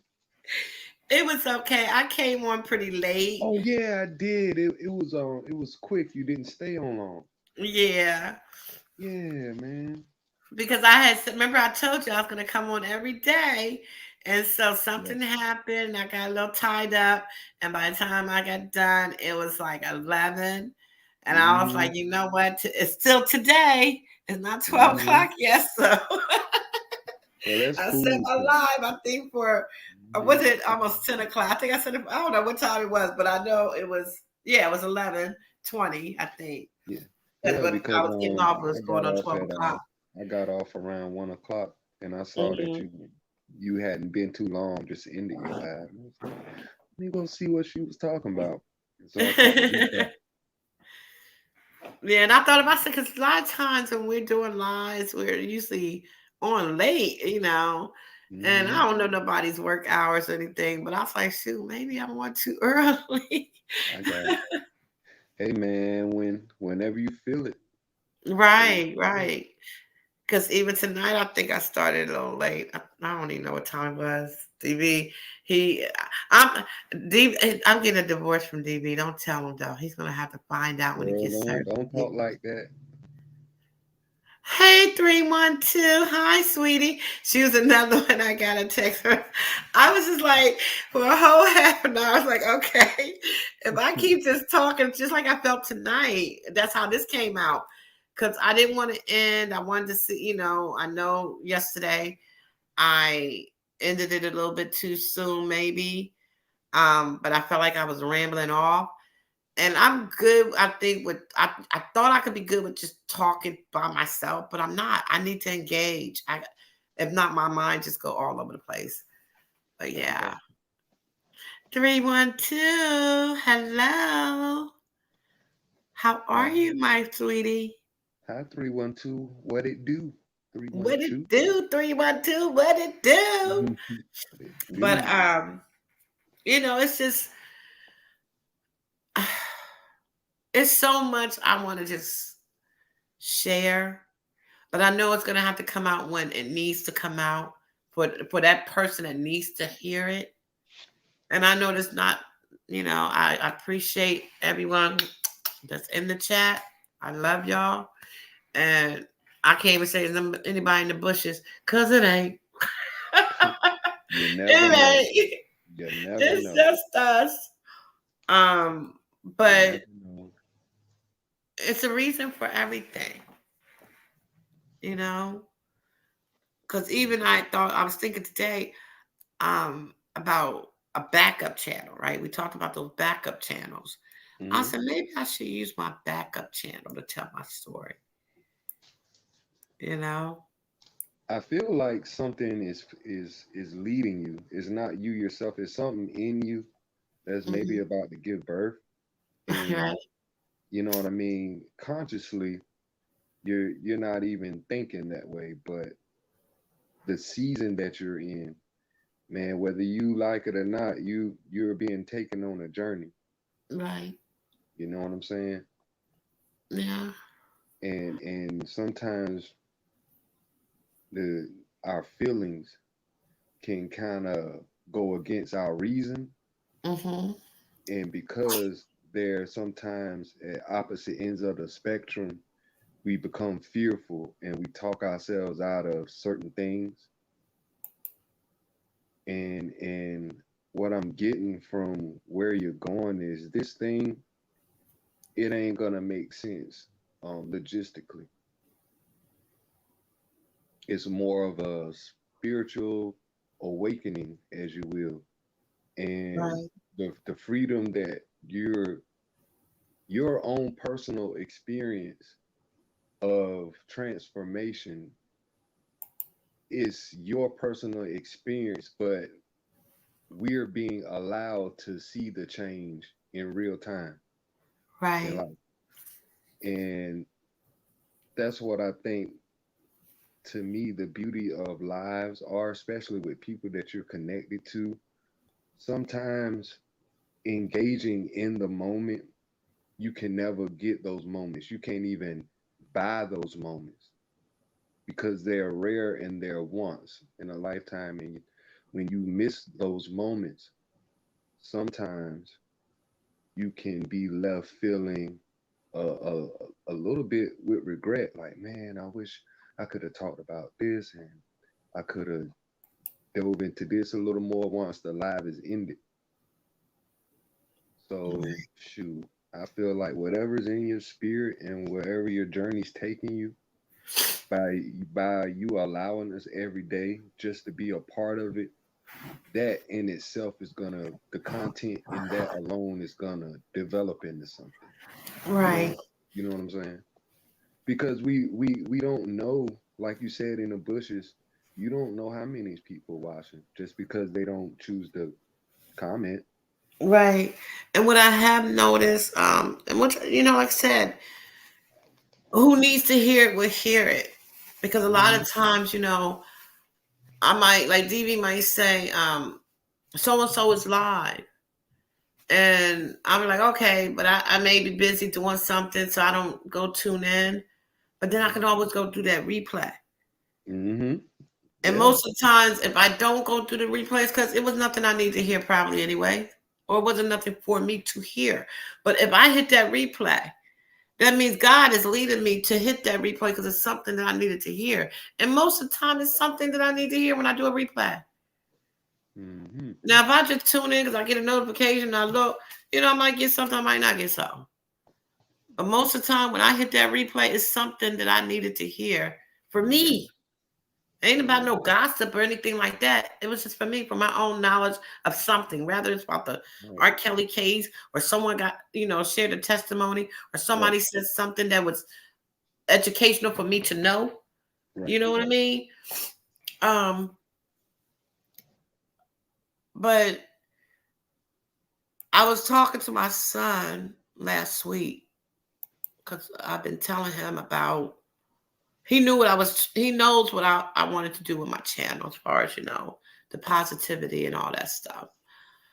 312 is driving, DV. Hopefully she will hit the panel. Safe Um, travels, 'Cause 312. that's one thing about 312. Um, 312. You really don't know 312. I mean, and really nobody knows. Like, it's a purpose, Kim, for everybody that I have come in contact with, and And people may not believe this, but it's the truth. I don't care about what's really going on with all that stuff that goes on. I build Mhm. my own personal relationship with each person, even if I don't really talk to you like that. You know what I'm saying? Like me and you, Kim, we got a certain understanding and relationship with Mhm. each other. Me and Mhm. DD got a certain understanding. Mhm. Me and Carla, me and JoJo, and Mhm. 312 may not know it, but me and her do too. That's She awesome. just don't know it, maybe, but I know it. She might know it. She might. She just might. If I say something to 312, she might understand what I'm saying. But I'm Mhm. gonna wait until she hit the panel and ask her if she remembers. Mhm. And from that time when she said something to me, that was our connection building, That's dope. you know? Mhm. Um, and it's a lot of more people. And I'm not gonna say their names because it'll come in time. They'll know. If they don't know, it ain't for them to know. As far as I'm concerned, it's Right. not for them to know. It's for me to know. Like you say, a Mhm. reason and a season for everything. I promise it is, and I'm talking about, yo, money can't even buy perfect timing. Like it Right. just can't. Like it's we we can plan all of our lives. We can get all the certifications and degrees that we can get, but who actually knows the plans of your life from day to day, like how things are gonna go? We can Nobody plan but our God. best. That's it. And he knows it better than we can ever plan it out. Because Because we he always gonna you F it know up. he because he yeah. And he also has the capacity to know our heart and Hmm. intentions too. So you know what I mean? Like our Yeah, motives for doing things, like nobody knows. right. So the whole judgmental aspect, I could see why you're not so quick to judge. Yeah. Hmm. And like I said, I've come across many, many, many, many, many people. And like I said, when I hear the stories, I'm like, oh God, I could just feel the pain for what they gone through, what somebody else that they're talking about went through, how it affect everybody. And then when I hear another story, I'm like, what? Hmm. And it's not that I was judging them, but I'm understanding now that there's always two sides to a story. Thank But then you. it's always the truth. And the truth is always going to be whose truth? Yeah, and the truth has perspective, Mm-hmm. because if you're telling the truth from a victim's standpoint, it's gonna sound a whole lot different than the other side Right. that's getting the blame. It's gonna be it's gonna almost be like two separate stories, and you yourself have to piece it together, Right. and then that'll be your perspective, especially if you weren't there to witness anything. Oh man. Yeah. Because, when you hear people say my truth, and a lot of people don't like to hear my truth. Like, it's no my truth, it's the truth. Mm-mm. It's like, I think I heard JoJo say before, we all can read the Bible, and we both going to interpret it in different ways. Right. That doesn't make one person wrong and one person right. Right. And that's what we have to get out of. Just because a person does things two different ways to achieve the same results, don't mean the one person's wrong and one person's right. Yeah. You I choose tried the to. right. He's probably gonna get mad for me saying this, but I say that to DB all the time. Mm-hmm. When I say Exactly. I understand, but I understand the whole picture. I'm Right. looking at the whole picture, and I'm not saying who's right or who's wrong. Sometimes I'm looking telling at you the whole what I see picture, from both yeah. sides. Sometimes looking at the whole picture causes you to play devil's advocate sometimes. Mm-hmm. And when you play devil's advocate, that can become uncomfortable with certain people who don't want to hear that particular perspective. Right. And most of the time they discredit it. The devil's advocate perspective side, oh man, that nobody's a big fan of that. Right. Right. You know what I'm saying? But that side exists as well. Mm-hmm. And and if we don't have the courage to dialogue about it, are we really trying to are we really trying to build towards anything, or are we just talking because we're stroking our own ego, so to speak? Yeah. But and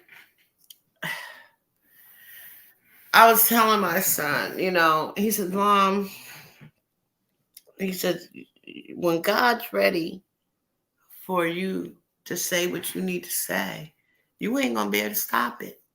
Mm-mm. I agree with I that. said, boy, I got control. And it was crazy because I knew what he was saying, but I was trying to make a joke out of it because I didn't want to hear no more what he had to say, you know, Mm-hmm. because I couldn't Mm-hmm. believe my son was talking like this to me, Mm-hmm. you know. Mm-hmm. But whatever God's plan is, Right. I'm gonna follow through. I ain't gonna fight it. That's it. I'm not gonna fight it. Time to let go. Time to let it go. Yeah. Time to I'm let it messing go. with this thing because I like when I have people up here that's patient with me. I'm just playing around, seeing what I can do. Did you listen to Kimberly? Did you listen to my live today with my cousin? Yeah, I did. It was messed up in the beginning, wasn't it? Mm-mm-mm. I try You, you that got video to. of my You niece, got to. my cousin. I guess she's my third cousin. I guess she's my third cousin. um, it was only a minute long, but it cut off so briefly that in Hmm. order for me to give it a good cutoff, it would have to be at a 52. It's only a minute. And I caught myself trying to do that and doing something, and I don't know, it just got all messed up. Mm-mm-mm. I just keep telling myself, you just practicing and learning. Don't be so hard on yourself. But I'm trying my best to get this mess right. I said maybe that's why nobody don't come see me because Yeah, I'm it's still all about learning. trial and error, man. That's it. Right. Hi, DV. Hey, what's good with it, Miss Cookie? What's up, brother Kim? What up, DV? How you, brother? I'm good, man. I ain't come to talk to y'all, man. I'm finna sit back. I'm finna sit back on pause, man. I'm not coming to talk to y'all. I'm waiting on 312. I'm waiting on my sister to get up here from Shot Town. I ain't coming to talk to y'all, folks. I talk to Cookie every day, about four, five, six times, and I talk to you every other day, at least once. So I don't want to talk to y'all. I'm going back on mute. I got, I You, got it, brother. I Kimberly, we got don't believe that, do we? it. Because My as soon as we name, start my name talking, Benny, and I ain't in I'm not talking. I'm not saying anything. I'm just listening. it. Don't make me play candy, man. oh my God, I'm gonna see. I just Earlier, rolled my Kimberly, I don't know if you was cigar. listening, but Check. baby, I had a nice little tipsy on. That's what got this started. See, the Mm-mm. devil is a lie. The Yeah, devil he is a is. lie. Yes, he is. I was a little tipsy, and oh my God, I couldn't stop laughing. Oh, girl, you Hey should. Kim, I just want to say this right quick. Kim, when we talk on me and her talk on the phone, she's hooping and hollering and yelling, Oh my and God, stop. listen, and look, it's because we both have matters of opinions. Okay, so sometimes we agree, sometimes we don't agree, but I Right. guarantee you this: every morning we both wake up and get on that phone, and it's like nothing ever happened. That's because what y'all got, man, is real. It ain't no play. It ain't no pretend, man. when two people really dig each other and ride with each other and got genuine love and respect for each other, man, when you disagree, that's surface shit. That shit don't penetrate. That's right. Everything over here, just like DB Wild channel, is Team Incredible I'm because coming over here and give me everything some no free what's it called? publicity because everything over here, just like DB Wild channel, is Team Incredible. Together, everyone achieves more. Y'all already know. Can you dig it? Hey And Kimberly, why yes, you ma'am. sit up here and call his stroke like that? That's what I I do. first of all, I build my people up. okay, I try to too, but not 5'4". You see, come No. on, see, throw a shot back. Come First of on, all, he got it man. all wrong because we don't get up in the morning and call each other. We text each other every morning. Okay, Good okay, morning. okay. And even though he thinks it's like nothing ever happened, I ain't forgotten a damn thing because you done pissed me off. Damn, I forgot about it. Well, I don't forget, but I forget. DV. Yeah, yes, ma'am. I'm lying. Who loves Okay, you? Who loves you love me, and who you see how her you? I her said whole I love you. I did not see you you hear see, I don't have to hear it. I already know it. Kim, you see how the whole demeanor changed as soon as I come up here? You hear nothing but laughter. She's smiling ear to ear. She giggling so hard she can't even breathe out her throat. You know what I'm saying, brother? So we already know what it is. You can't lie to us, Cookie. Okay, let me see. Let me And this tell is just the way it is over here, just like on the DV Wild. you. Listen, I'm gonna tell y'all a joke. I'm gonna tell y'all a story, right? But Kimberly, I want you to listen very carefully. Yes, ma'am. I want you to pretend like I'm telling the story right after he got done saying what he said before he said the DVY plug shit. Okay. All right, all right. All right. Now, I can't remember what he said, You so but silly.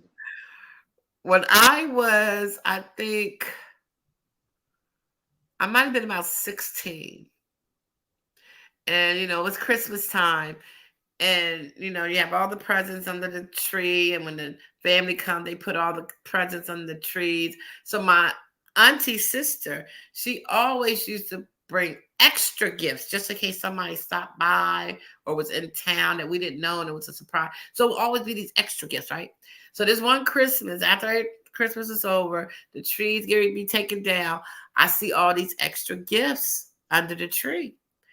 So I asked my mom, my grandma, if I could have them. I was like, whose gifts are these? And she's like, I don't know. Those are gifts that your auntie. I said, well, can I have them? She's like, I don't care. Ask her. So I called her because she didn't live with her and asked her, do you want these gifts? And she's like, what gift? I said, there's still some gifts, like 4 gifts still on the tree. She says, yeah, you can have them. So I go take them up to my room. I open them, and they're all music boxes. Well, two of them was a music box, and the other two were like those porcelain masks. And then inside the porcelain mask, it was like this big box. It was a porcelain mask, and then each porcelain mask had a little porcelain little ornament, not an ornament, the thing that you just put on your shelf, little knickknack thing, right? So guess what they? Okay, so the mask. You know what a mask is like, the clown mask, right? Hmm. And then the little porcelain little knickknack was a clown. You know, and both masks had a little clown. So then the music box, when you opened it, it played the song "Where Are the Clowns." So I had the two music box, the two masks, and the two porcelain little clowns. So every year for birthday, Christmas, Valentine's Day, this auntie sister would give me a freaking clown, right? So then I moved away from home at 18 into the family home into the city. And Once again, put them in my living room. Once again, now the whole family, everybody start giving me clowns, clown masks, the little music box to play. Where are the clown? Pictures of clown. So my whole Dang, living room was dang. of clowns, right? So now I have company over. We smoking our little pot, and we sitting there tripping on the clouds. And I would get up and put on all the music box. I had like 10 or 12 of them by this time, and I would lift them up and let where are. Oh Mm-mm. wow. So can you imagine smoking weed? And Dang. I'm Y'all was smoking. tripping. I'm smoking a blunt right now, and I Y'all still was can't tripping. picture that shit. you want me Cookie, to that say sounded like it was scary. That sounded like it was scary. Y'all it Crazy smoking? was face. funny. Damn. Lord, Lord, Lord. Right. Well, So ganja has probably different by effects on different people. 2095, I had a total of 167 mask clowns, pictures, musical boxes. Because I was like, okay, y'all, enough of the clowns, okay? They thought it was a joke at first. They thought it was funny. But when I sat there and counted all the clowns in my house, in my living room now, it wasn't like I had them spread out all over the place, just in my freaking living room. Little knickknacks and I had this one like remember those old entertainment centers where you put your TV and the music thing and all that. That big ass wooden, that wooden shit. Yeah, yeah. I had all these little clown things. I had the masks on the wall, the pictures on the wall. I had this one little I guess you would call it. It was a long like wooden stand, like a TV type stand thing that had these Man, shelves. grandma thought that was a piece of real furniture, didn't she? Right. I had my little music boxes on that. Oh my god, baby! But let somebody come to my house and touch my clown. Girl, girl, girl. Yep. And until I had kids, um, they all kind of still. I think maybe that I can remember about 3 or 4 of the little clowns' heads got broken, or legs, or arm, or some crap, But I was like, okay, it's time to pack these clowns up. These kids were not happy with those clowns. Uh-oh. But yeah, I even had a freaking doll, 2 dolls. It was flimsy, and they were pretty big too. But it had wood as the body, and then it had the clown suit on and a little hat. I had those sitting on my couch. Had 2 of those. Like, baby, can you imagine fucking Dang. clowns? Somebody had a little fetish. I know. But it was thrown on me just because I asked for those 4 freaking gift under Yep. the tree. Hmm.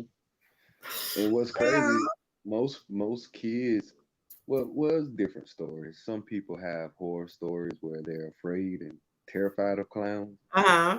And then other people have stories where they kind of like clowns. They think they're happy and stuff. So kind of Right. down the middle. Because even the young man that I told you that used to live next door to that house, the family house where I had all the clowns, and I had hired him, and he wound up stealing from Duncan. He lived next door, right? But it was our house set alone, and then it was an alley, and then he lived right next door. So between that alley, you could see some trees of the houses that was behind on the other side of the street. And he used to be scared of leaves. He thought they were monsters. And so I reminded him, I said, Mikey, do you remember you used to be scared of leaves? He said, Miss Cookie, stop, don't tell nobody that. I said, but do you remember? He said, I still am. Oh, God. I'm sorry, y'all just went way back in memory lane. Oh, Jesus. I'm telling you, I got some stories, baby. Whew. So let me ask you something. Ain't nobody ever call you a clown when you was younger, did it? Um, No, not really. Um, the abusive man, he used to call me fruitcake. That's funny. Yeah, that's funny. Yeah, because we dudes, we don't play that one. Oh, you talking? Oh, like fruitcake, like Nah, gay? I thought fruitcake isn't meaning like you cuckoo, like your mind ain't. Well, that's what he thought. I was cuckoo, I guess. But he called me that Yeah, because I would at the time. I think I was 24, and this young little girl. She was only like 15, and she was pregnant. I have 3 kids. And we were all like sitting, nice summer little day, and we're sitting on the porch drinking, and they playing dominoes because my son's father is Spanish, and we're playing dominoes on 2 doors down house, one of his friends' house, and this young girl lived 2 more doors down from them. So she had an appointment at the WIC office or somewhere. I think it was or Hamilton Health Center or somewhere. And she came and asked me to take her to her appointment that was uptown. But I wasn't drunk, but I had, a couple of shots. And, I don't drink beer. So I think it was a couple of shots in a cooler. And she wanted me to take her uptown. And I was like, oh, okay. So I said something to my baby's father, if he would keep an eye on the kids. And he was like, no, no, no, take them with you. I said, no, I'm not taking her. I've been drinking. He said, well, then don't take her. I said, but I just already told her I would take her. Well, I didn't want the kids, you know. So I didn't want to take the kids with me because even though I wasn't drunk, anything could happen. So I wound up telling her I couldn't take her. Well, she got mad. She went in the house and she told her sisters and her brother, and she had like 6 sisters and 1 brother. And so they come out on their porch and they just over there just talking shit, calling me all kind of BITCHs and blah, blah, blah, blah. And she didn't want to take you. She should have said no in the first place. And, blah, blah, blah, blah. And I'm thinking to myself, now I think she had, these was 1, 2, 3. She had 4 sisters that was older than her and 1 or 2 that was younger. But the one sister lived in New York, so she wasn't there. So you got 3 older sisters sitting on this porch calling me all kind of BITCHs. They ain't got no daggone car. Your daddy ain't home to take you. He like somewhere at the bar. Your brother ain't nobody got a car.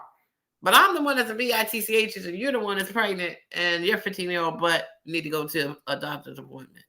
So why I gotta do this? But of course, I'm only at this time, like I said, about 23, 24. I got my 3 kids. I got a car. I'm minding my business. So I don't even care. But no, not baby daddy. He couldn't take it. But you go over there and just whoop her ass. Da, da, da, da. What it look like me fighting a pregnant woman? I ain't tell you to fight her. A 15-year-old pregnant woman at that. I ain't gonna. Her sister, they told her, they go, I don't care. By this time, it's like almost 2:30 when the kids coming home from school. All the little neighborhood kids call me Miss Cookie. They come and play with the babies. They think I'm the nicest thing on earth. And you want me to be out there in the middle of the street when this kid walk around the corner and see me fighting in the middle of the street about what? I said, you crazy. So he started calling me fruitcake from that. So I guess he thought I was crazy because I wouldn't go out there and fight. I would stand up for myself. Man, I ain't had a fight probably since I was 15. What it look like me fighting about some girl needing to go to a doctor's appointment? Her sisters call me a BITCH. Are you crazy? But Wow. he was drunk, so he wound up going to jail for that situation as well because he wound. That shit got so bad. I tell you, I ain't even gonna go there. But he wound up throwing cocktail bombs in the people's house, so they got him for terroristic threats. And Damn, he threw cocktail bombs? he a whole bunch of shit happened. By this time, I had to bust the one sister in the head with an axe handle. Damn, Cookie. Because they fucking threw a thing through my window. Mm. And it went into my little playpen where my twins was at. Oh, So I had no choice now to go out there and fight. So by the time I opened up the door, the girl ran off the porch. But then when she came back up, I had the axe handle and I clucked her ass. And then all the sisters came running up and I ran my ass back in the house. wow. So wind up, I come back out because now I realize that, glasses in the playpen and I go out, because it was like a couple of days before that, me and the crazy man had got into a big argument and he snatched all the phones out the wall. So my phones was not working, the wires thing. I had to go out and get some more wires, but I didn't go get them. So I had to go out the house to go to the neighbor's house that we was on their porch playing dominoes and use their phone to call the ambulance. So the ambulance come, we leave and go to the hospital. At this time when all this stuff had happened, because um the dad had pulled up. The dad had pulled up because I told the baby daddy to leave because it was getting too crass. So just go when I call the ambulance or whatever. Um, and the dad, well, he was gone when the baby daddy left, and then I left to go with the ambulance, but he didn't know that anything was wrong with the baby. That anything had happened because he had left before the window breakout. That's what happened. Um, and when he came back and he asked the neighbors where I was at, they told him I was at the hospital, and he told them what happened. So they were trying to tell him, like because the man's wife was with me, and she was telling me that she talked to her husband on the phone, and Lewis was going crazy. I said, well, go, go let him know the baby's fine. So she left the hospital. But by this time, he had went to the gas station, filled up some canisters of gas and some in the bottles, and then he comes back and he throws them in the house. Then he poured gasoline over the dad. This is the crazy man. I told you I was petrified. He was literally crazy. When I tell you crazy, when he got mad, that was it. Pour gasoline on the father, and when the police came, they actually got caught because he was too. When his friends were telling him to leave because the police was coming, he was so determined to catch the man on fire. His lighter had failed, so it was falling in this little ditch. That he was trying to get the lighter, and that's how the cops got him because he was not going to leave until he caught this man on fire. And so they got his ass, and they got him for terroristic threats. 5 counts because there was 5 people in the house. Whew. But guess what? He got off. That's why I was like scared when I was trying to figure out if I should drop these charges or not, because I'm like, if he get off on some technicality and I ain't drop these charges, the nigga gonna kill me. But he got off because there was a mix up in the court date or whatever, and of course the people didn't show up for court, so he was free to go. Wow, that is one hell of a story. And then so while he was though in custody for those couple of weeks, who you think had to deal with the neighbors? Me. So now I'm all alone in this big ass house, Right. 3 kids, and every night I gotta hear them going past my house. I'm listening out the window, telling me I better not sleep too good, too sound, because I'm gonna wake up to my house on fire. Now I'm sure they were just talking because, of course, it didn't happen, but I was still being threatened. I was scared Right. to sleep, Terroristic threats. you know. So Woo. yeah. Yeah. And you know this God, life is funny. I swear it is. So years later, that same family that I had that problem with, one of my cousins wound up marrying one of the girls. And we cool as fuck now. We cool as fuck now, but when you think about shit, we're talking about back in the 90s, so that's what, 30 years ago. Oh my God. Woo. Life is funny. Actually, I think they were dating before when all this shit happened. Yeah, they were dating before all this shit happened. Oh my goodness. Yeah, they were. But one of my first fights was with one of those girls once again. And that's when I probably was like 12, about 12, 13. That was before they lived right down the street from. They used to live like a couple of blocks away. Yeah. But So like you really knew how to fight, huh, Cookie? I fight if I had to. I didn't like to fight. I'm a lady. Shit. Well, I'm talking about back then. You really knew how to fight. What do you mean knew how to fight? I knew how to protect myself. I knew how to kick ass if I had to, but I I, didn't like to fight. I ain't no gangster. you ain't gotta like to fight, but I mean, you really know how to fight back then. You don't be lying, huh? Yeah, that's why I don't fight because I know I don't. I ain't gonna say I fight fair. I ain't bringing out no knives or shit like. Now you know what? Most people who really don't like to fight, they they say that I don't like to fight because they don't have to kill nobody. You know what I'm saying? But they don't fight because they don't fight fair. You know what I mean?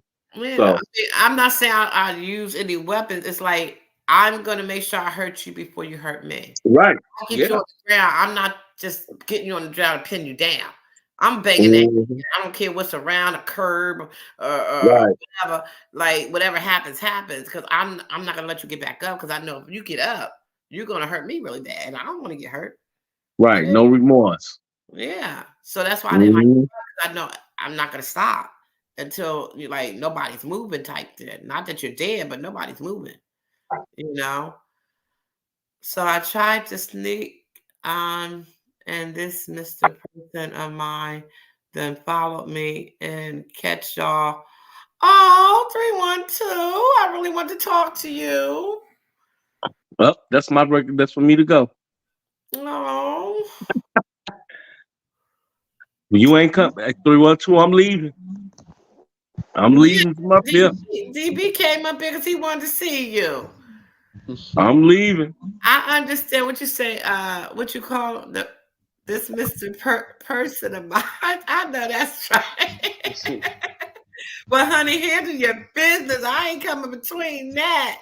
And Just make sure you go. Make sure you go subscribe to my channel. So we'll be over there live tomorrow. So over at the DB Wild channel again. So I'm just want to let you know that. So well, I'm gonna try to do lives every day, 312. So what do you is this the time that you get off? You usually up in the middle of the night?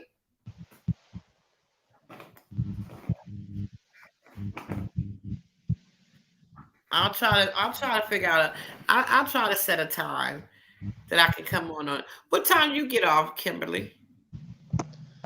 Well, the base that I work at, I'm on 4 days and off three.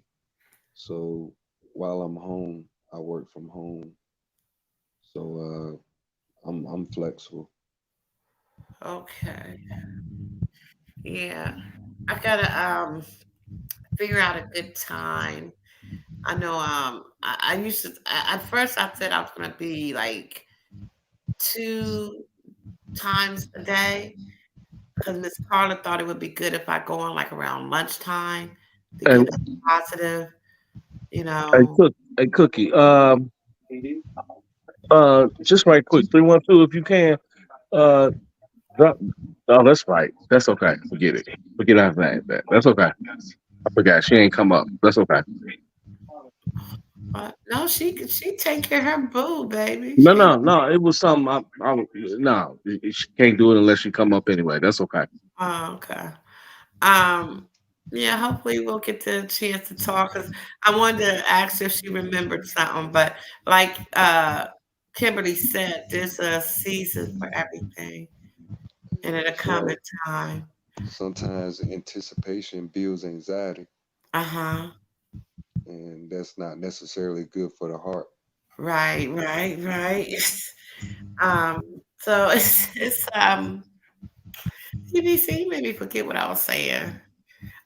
She was saying I should do it like 12 o'clock lunchtime since I was trying to send that positive thing. So Yeah, sometimes, people going through their jobs and at happy hour, lunchtime, huh? happy hour. Right, exactly. You know what I mean? Your boss to piss you off now, you're at lunch cussing and fussing. Now you need something to calm you down before you go back in that office and cuss somebody out, you know? But Good old happy hour. Get you a little drink before on your lunch break. Go right back to working. Close right, it out. right. And so, I don't know if I got the energy for 2 times a day, but I would love to.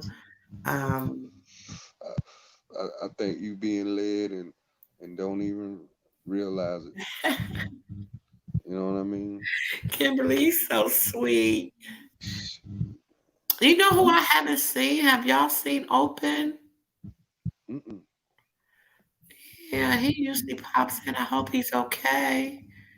Yeah, man. Yeah, he usually do. He ain't been over here lately. Yeah, I haven't even gotten any notifications from his channel. Right. Yeah, I didn't see none either today. I pray he's okay. Shout out to Would Open this be Mind. the Sunday that he would be on though? Mm. Because remember he said every other Sunday. Yeah, so that weekend was the weekend that he didn't go on, though. This was the weekend he's supposed to go on. That Oh, was last weekend we spoke to him. He said that. So, hmm. right. Yeah, last weekend was the one he didn't go on. So, Well, I hope he's okay. Open, if you're out there, know that I miss you, and I pray all is well. Hurry up and bring him back here. He might be out of. Didn't he say he was going to Aruba? Wasn't it? Yeah. Oh, was it? yeah, I think so. Mm-hmm. I Is hope. it that time already? He sure did. He going on vacation. Yeah. Yep, that's right. That's right. That's right. Hmm. He's gonna have it swinging. Yeah, yeah. He is so funny. I told him, I said, man, I want to be like you when I grow up, bro. Hey. I can't even remember. Like I was just sitting here trying to look up his channel. Oh, was that it? I put in open minded, but um, I think it might have said something else. Oh, I can look at my subscriptions, right? Yeah, and then you have to probably scroll. And even when you put it in, you're gonna have to scroll down some probably because you know I'm sure there's songs called Open Mic, you know, all type of stuff. So Oh yeah, he hasn't posted anything in like 7 days. So he must be having a funky good time. Dun dun. We're gonna have some so you Paul. might want to. So you might want to. So you might want to think about if you able about you going to Africa and if you can't do your lives over there. Man, yeah, because the only thing he posted was 7 days ago. What is that? What I said? 7 days ago, and he did comment on I think Diva's thing saying facts. I think if I'm looking at it right, and that was 3 days ago. So maybe his reception is maybe limited. But I hope and pray he's okay. I can't remember how long he said he was going to be gone. Yeah, that man Just having hope he's fun, man. okay. living it up. Yes. Mhm. Yes. I miss him though. I used to see him in the chat. And also, I want to give a shout out to Miss Angie. I hope that she's feeling better and okay. Because we have, Always. yes, we haven't heard from her in a while. Yes. Um, and Keep also, her in prayers. yes, and also a shout out to my brother Jojo. I love you, the beautiful Carla. I miss Love y'all. you all. Miss y'all. Oh, that's Kimberly. Are you maybe because we were let me shut up. Um I-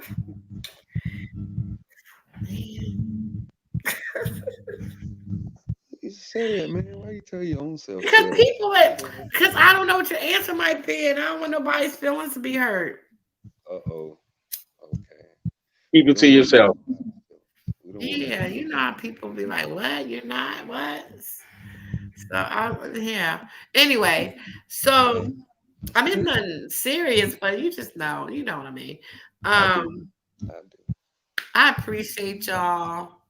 Like Kimberly, like I said, you really don't. You just don't understand. I mean, I know you do. I'm sorry. I did not mean to say you don't understand. Um, I know what you but meant. huh? I know what you meant, though. Right, right. It's just I don't know. I just want to let people know that who I deal with, who I talk to, who I associate with, no matter how small or big they may think it is, I appreciate y'all all. And y'all all have a special place in my life and in my heart. Oh, excuse me, I'm belching. That must be the liquor coming up. What you Uh, was sipping on? what? What you was sipping on? Would I drink? Mm-hmm. Oh, look, see, I can't. Let me clear. You ever have a buttery nipple? Buttery what? Nipple. Buttery It's nipple. like Oh, I you, want some. I already want. I'm going off the name. oh God, you! I just had a pain in my left breast. When Buttery I nipple. laugh, it's Hey. Oh man. okay, I'm sure you have peach snot people, right? But you ever Mm-hmm. hear butter scotch? Yes. Okay, so it's butterscotch with Bailey, Oh. and it's like I can't do it like the bars do it, but I be trying to. I just make it into a mixed drink. But when I Okay. try to do it in a shot, it comes out somewhat a little bit like the bar. So you put the butter scotch in a glass, and then you pour the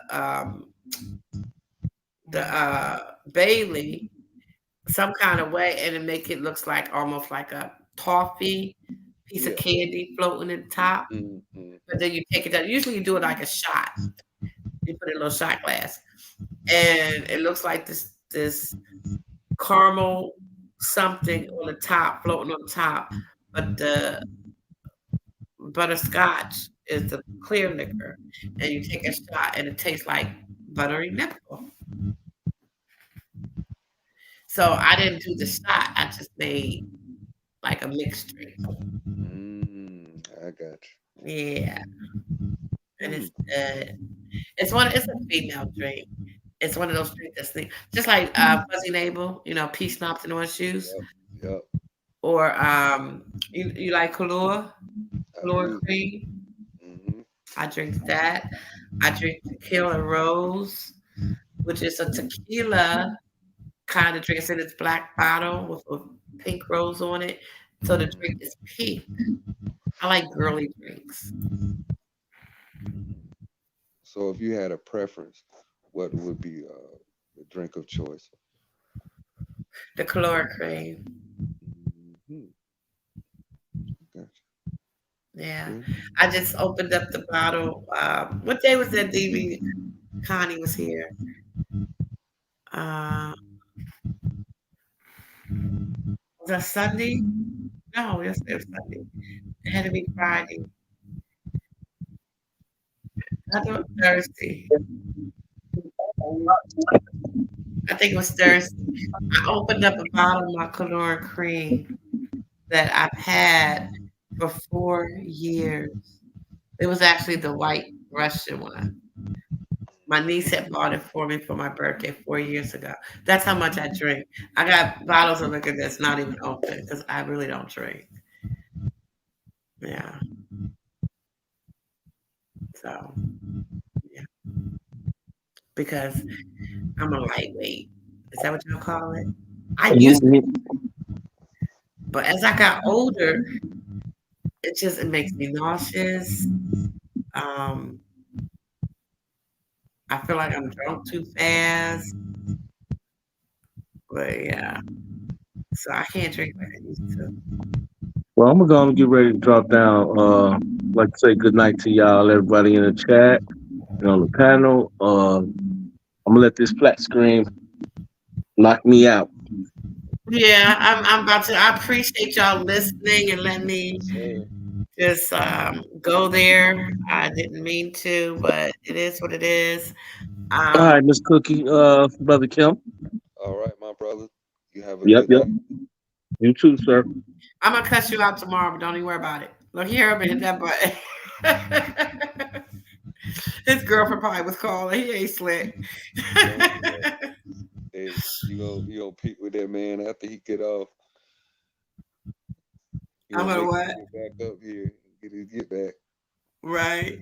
Yeah, DB's funny. He do keep me laughing sometimes, but Yeah.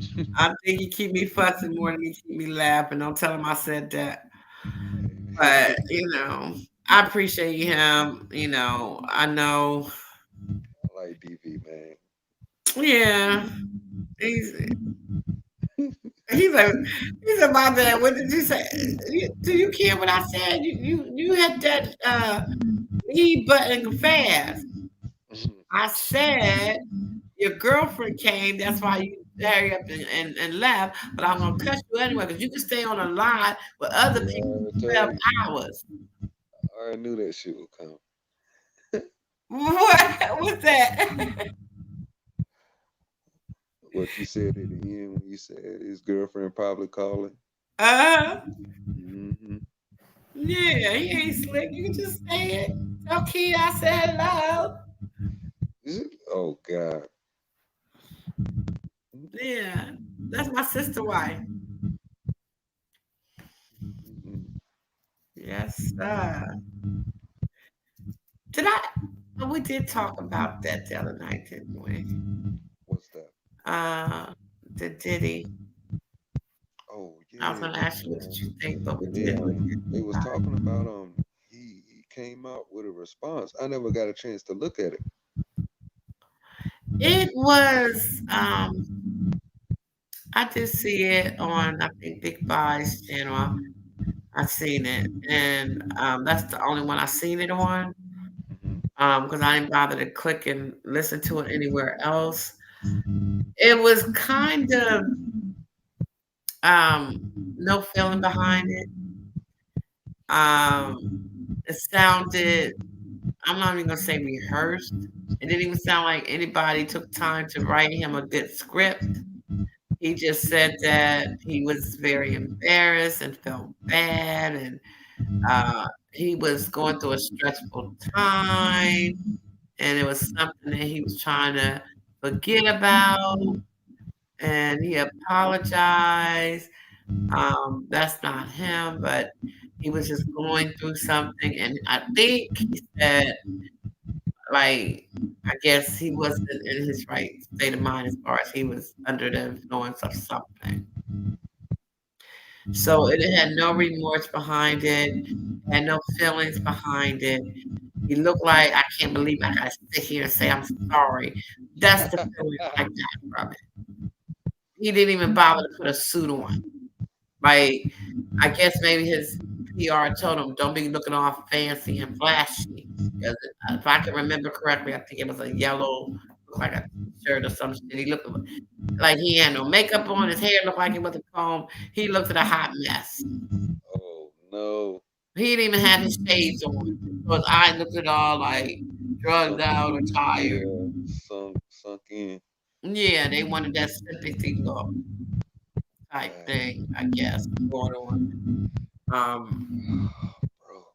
I had no sympathy for him or felt anything from him what he was saying. Yo, Miss Cookie, won't we talking about this and was like, yo, I remember I think I said was like, man, I think he shouldn't respond at all. Like, just don't Hmm. say nothing, bro. This is really bad. Right. 24 hours later, 48 hours later, he responds and it's not good. It makes it worse. Yeah, because if you think about it, Kim, um, I don't think he made a respond when he paid that $30 million, right? Yeah, He did come on and make a response and say that he wasn't guilty of any of these accusations, that it wasn't true. yeah, And then you come out with the tape comes out and you make a response to that. yeah. I think he had confidence in the agreement they had that she wouldn't, you know what I mean, mention it. And then he got this evidence came out about that same videotape that he paid $50,000 to the hotel. Right. That's what they say, yeah. Yeah, that tape, in my opinion, was confiscated by the feds when they raided his house.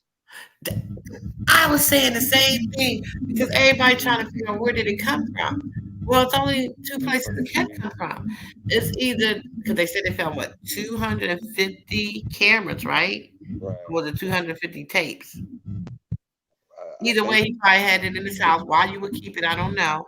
He paid I mean you're right. $50,000 to the person that worked in the You're saying one hotel. and the same because for each camera there's gonna be tape and footage, so it's the same thing. 250 tapes, 250 cameras. It's the same. Okay. So you paid $50,000 to the security guard at the hotel.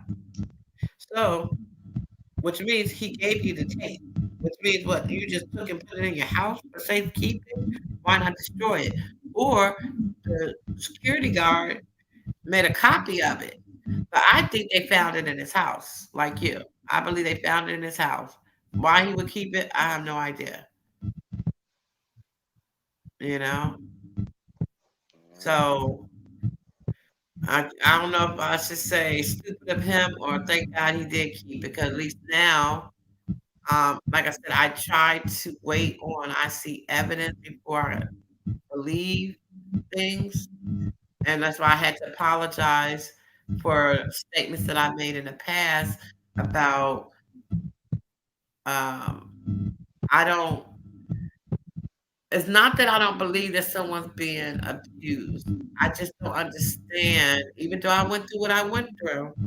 But I would like to think, I mean, if I was around that type of lifestyle and the money, like I said, mine was more of fear. And maybe hers was too. But because there's so much money involved and you live in that lifestyle, it's hard to give that up. When even if you're getting your ass kicked. And then when you go through it for so long, and then you leave the situation and you still don't say nothing, and now you come years later, that's where I have the problem when you waiting. Okay, you was with for 5 years, 9 years, whatever. You was whooping your ass the whole time. Okay, fine. You finally got it able to leave. I would be then coming and telling my story and going to the police. I'm not coming to you saying I want $30 million or I'm writing a book. Mhm. Do you agree? Yeah, I feel like you can't have it both ways. Right. So you either have to be a victim all the way through and see where you end up, or you have to be the beneficiary all the way Mhm. through. Like you can't, hop on one side of the fence and then the other and then expect sympathy when it doesn't go exactly how you plan. Right. You know what I'm saying? Because I would love to know But it don't um, mean right. Like the reason of the breakup. Do you know that? Have you ever heard the story of that? Did he leave her, or did she really escape? I'm thinking they split um because of what I'm thinking if it was 3 years after the footage came out, I want to say the breakup was mutual, Uh huh. but I strongly feel like the accusations and the court stuff played a major role in them splitting because when you're in the public like that, man, and don't nobody want no bad press. Hmm. You know what I mean? And But wait a minute, didn't they split in 2019? that's what, yeah, And that tape took place in 2016, right? that's correct. So for 3 more years, you stayed with him after that. That's correct. Now, I feel like that should be a totally different thing and shouldn't exclude him from stomping that girl like that. Oh yeah, there's no You see excuse what for I'm saying? that. That's no Yeah, excuse. it's two separate things. And I Right. feel like how the media runs everything, like they'll have you thinking like everything running together. Hmm. So they'll have your mind like in one generalization, but you don't realize that there's multiple parts that play a factor in, you know Right. what I mean? And so it's interesting to me as far as the timing of everything. Right. And so my personal opinion, and I'm glad we agree on it, that feel like the tape was grabbed by the feds when they did that raid, yo. And they feel like, okay, we can't charge you, but guess what? We could charge you with public opinion. Right. Because they reached the statute of limitations, right? Mhm. So, but my thing is the lawyers now, because remember when she did the civil suit for the payment, right? When she did the if you don't give me this, I'm gonna write the book. Yeah, yeah, And so that was ain't that a civil suit or whatever, right? A civil suit. So that had to be in her from what they say, that was in her civil suit. right. So the lawyers, his lawyers, had to know that that video was part of her evidence, right? I don't Why know. wouldn't they then say, look, you might as well not Right, pay this girl because it's probably gonna come out anyways, right. or at least admit that you have beaten this girl because instead of saying I did nothing wrong, um, everything that they're saying about me is untrue because now we have the tape. Yeah, So if but you lied about, the tape isn't like charging. So, huh? yeah, but what I'm saying, the tape isn't being used to press any charges. Right. So that's kind of like the kicker in it, like because you thought that by the tape not coming out, and okay, what I'm saying is, it seemed like Diddy tried to get ahead of the story, and he be trying to get ahead of the story, and it doesn't play out the way he expects it to. You see what I'm saying? Like, Uh, I feel like Diddy feels like as long as there's no legal situation where I'm getting charged, I'm I can kind of navigate through the bullshit. But when things are now, you cover yourself on the judicial side, but now you got to deal with your image, and you the type of person you thrive off your ego and your image. You know what I'm saying? Won't stop, can't stop. You know what I mean? Take that. Like that's right. you. Like did it like so. your whole persona is built on something that you've created up this long. It's like your image is being attacked. You know what I mean? The charges have been allegedly there's no charges yet. So it's I feel like his image, like look at the endorsements this man has already lost with Ciroc and the other liquor and the revolt contracts he had. Uh-huh. Like, yeah, man, he's lost a lot of endorsement deals.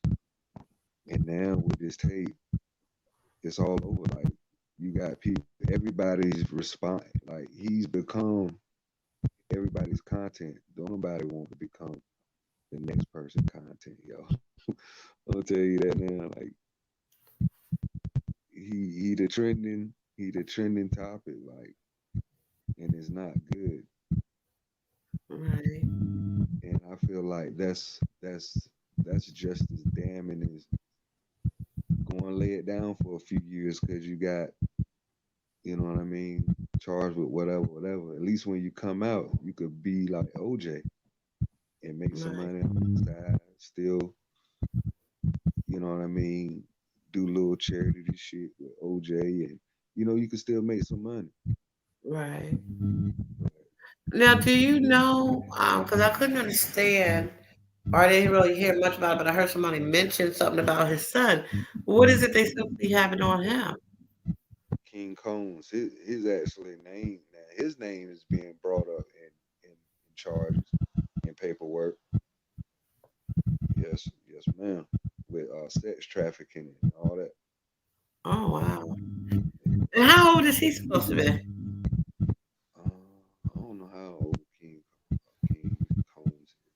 I want to say he's 20, but Wow! a girl alleges like 15 or like underage or something. Wow! Crazy. Because I Yeah. know I couldn't understand it. I forget who was saying it. Something about him, I guess, telling someone to take a drink or take a shot, and it's Yeah. been drugs or something, Mhm. So they trying to allegedly. allegedly, right? Allegedly they trying to pin that pin on him, man. That sex trafficking, man. Excuse me. And you And know, that's the sad part about it. I was looking at Vlad TV today with Boosie. Is that his name? Boosie. yeah, And I didn't watch all of it because something happened and I wound up stopping this. I was going to go back to it. But, they were making a point about how, the rappers back in the day, they rapped about the thug life, drug swinging and stuff like that. And they lived that life so they could rap about it. But now their children, they have these children that want to rap about it or be about it. And they've been living in gated communities and mansions. You know what I'm saying? And he was saying how that's what he's trying to get his son to understand. I guess his son hangs out with T.I.'s son, and I forget what his name is, King something. And how these boys who's really been raised in privilege, they want to live the life that their fathers live or represent that lifestyle, and they know nothing about it. So when he said that, I had thought about Diddy's son. Like, okay, your dad might have, had some troubling times in his young days, but since you've been born, he's been a mega star. So what makes you think you should follow, you know? But I guess it's a little bit different because he watched his dad do whatever he's doing. But no, you should be in college somewhere playing football. What the hell? I don't know. It's sad. It's just really sad because when I think about these entertainers that, most of them, regardless how you got there, you worked hard to get where you're at, and you got all this money and this lavishing lifestyle.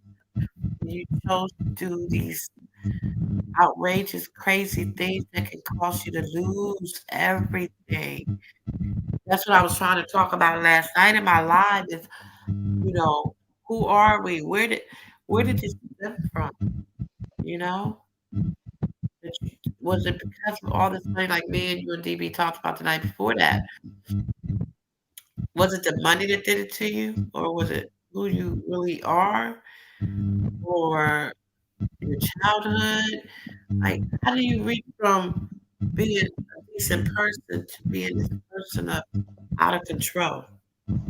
Well, I know, evidently, in his little confessional, he was talking about a drug addiction of some sort. Who was talking about drugs? Speak up a little bit, I can't hear you. Diddy was talking about alcohol, Uh-huh. drugs. I don't know if he was talking about painkillers or and alcohol. I don't know, but he said he was intoxicated and he was under Uh-huh. the influence.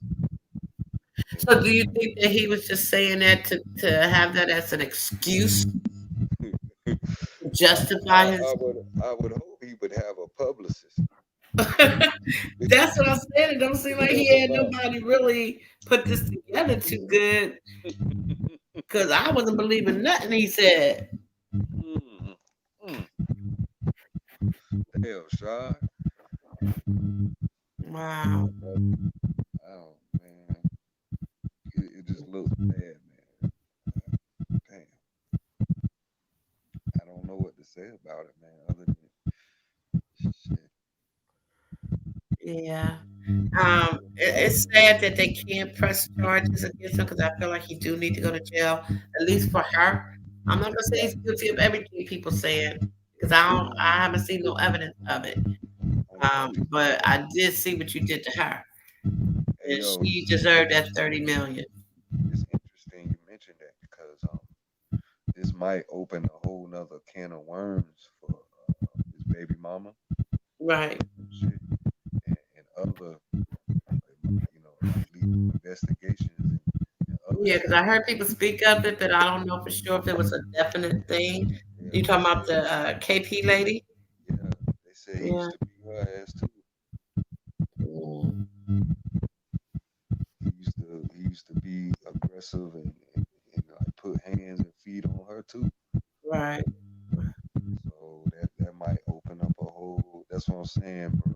This ain't looking good, man. Yeah.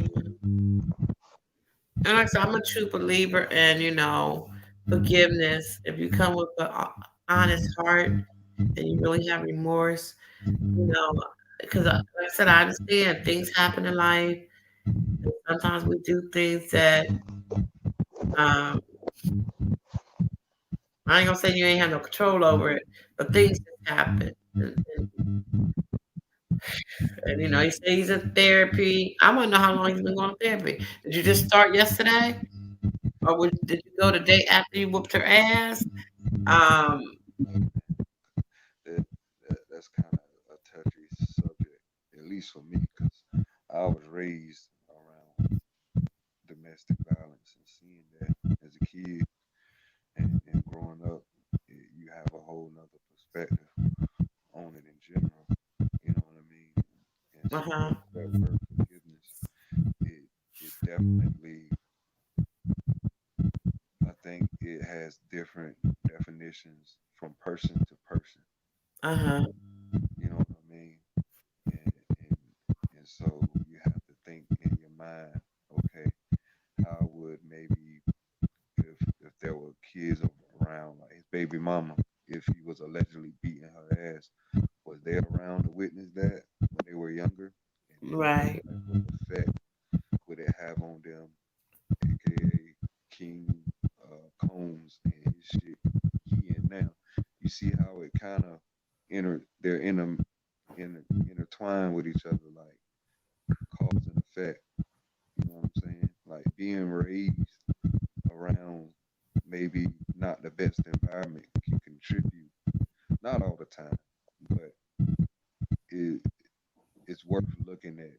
Like what are the contributing factors to the son and what he's going through? Right. Is there a direct relationship between, upbringing, environment, and things of that nature? Right. Because it looks like it's a residual thing, like it's a reoccurring thing, like accusation after accusation, you know, books and all type of shit coming out. Because his baby mama was about to come out with a book before she. Right. Yeah, I remember that. There's a lot of things that's kind of out there, and I feel like the feds, allegedly strategically put this video out because there might be more to come. Most definitely. I believe it is. This And that's the scary part, it you is. know? But here's the Scary thing: part. it's interesting to hear nobody's like. Have you?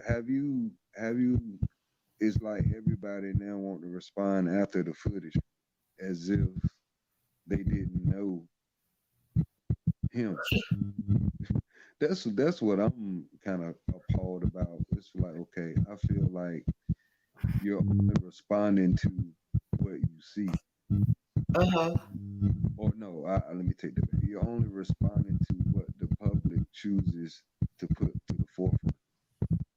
And that's because they want to disassociate themselves Yeah, from it. because ain't no way in hell you gonna tell me after all the Diddy parties and all the chilling and stuff you've been doing that you don't know how this nigga is. Right. Allegedly, this nigga shot a female in the face. Right.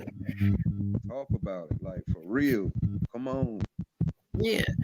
and Shine took the rap for it. But that's what I'm saying, bro. It's like you know all this shit, and you a celebrity, so you own the scene. Y'all know each other. You know what I mean? Y'all be around the same people. Y'all party the same places.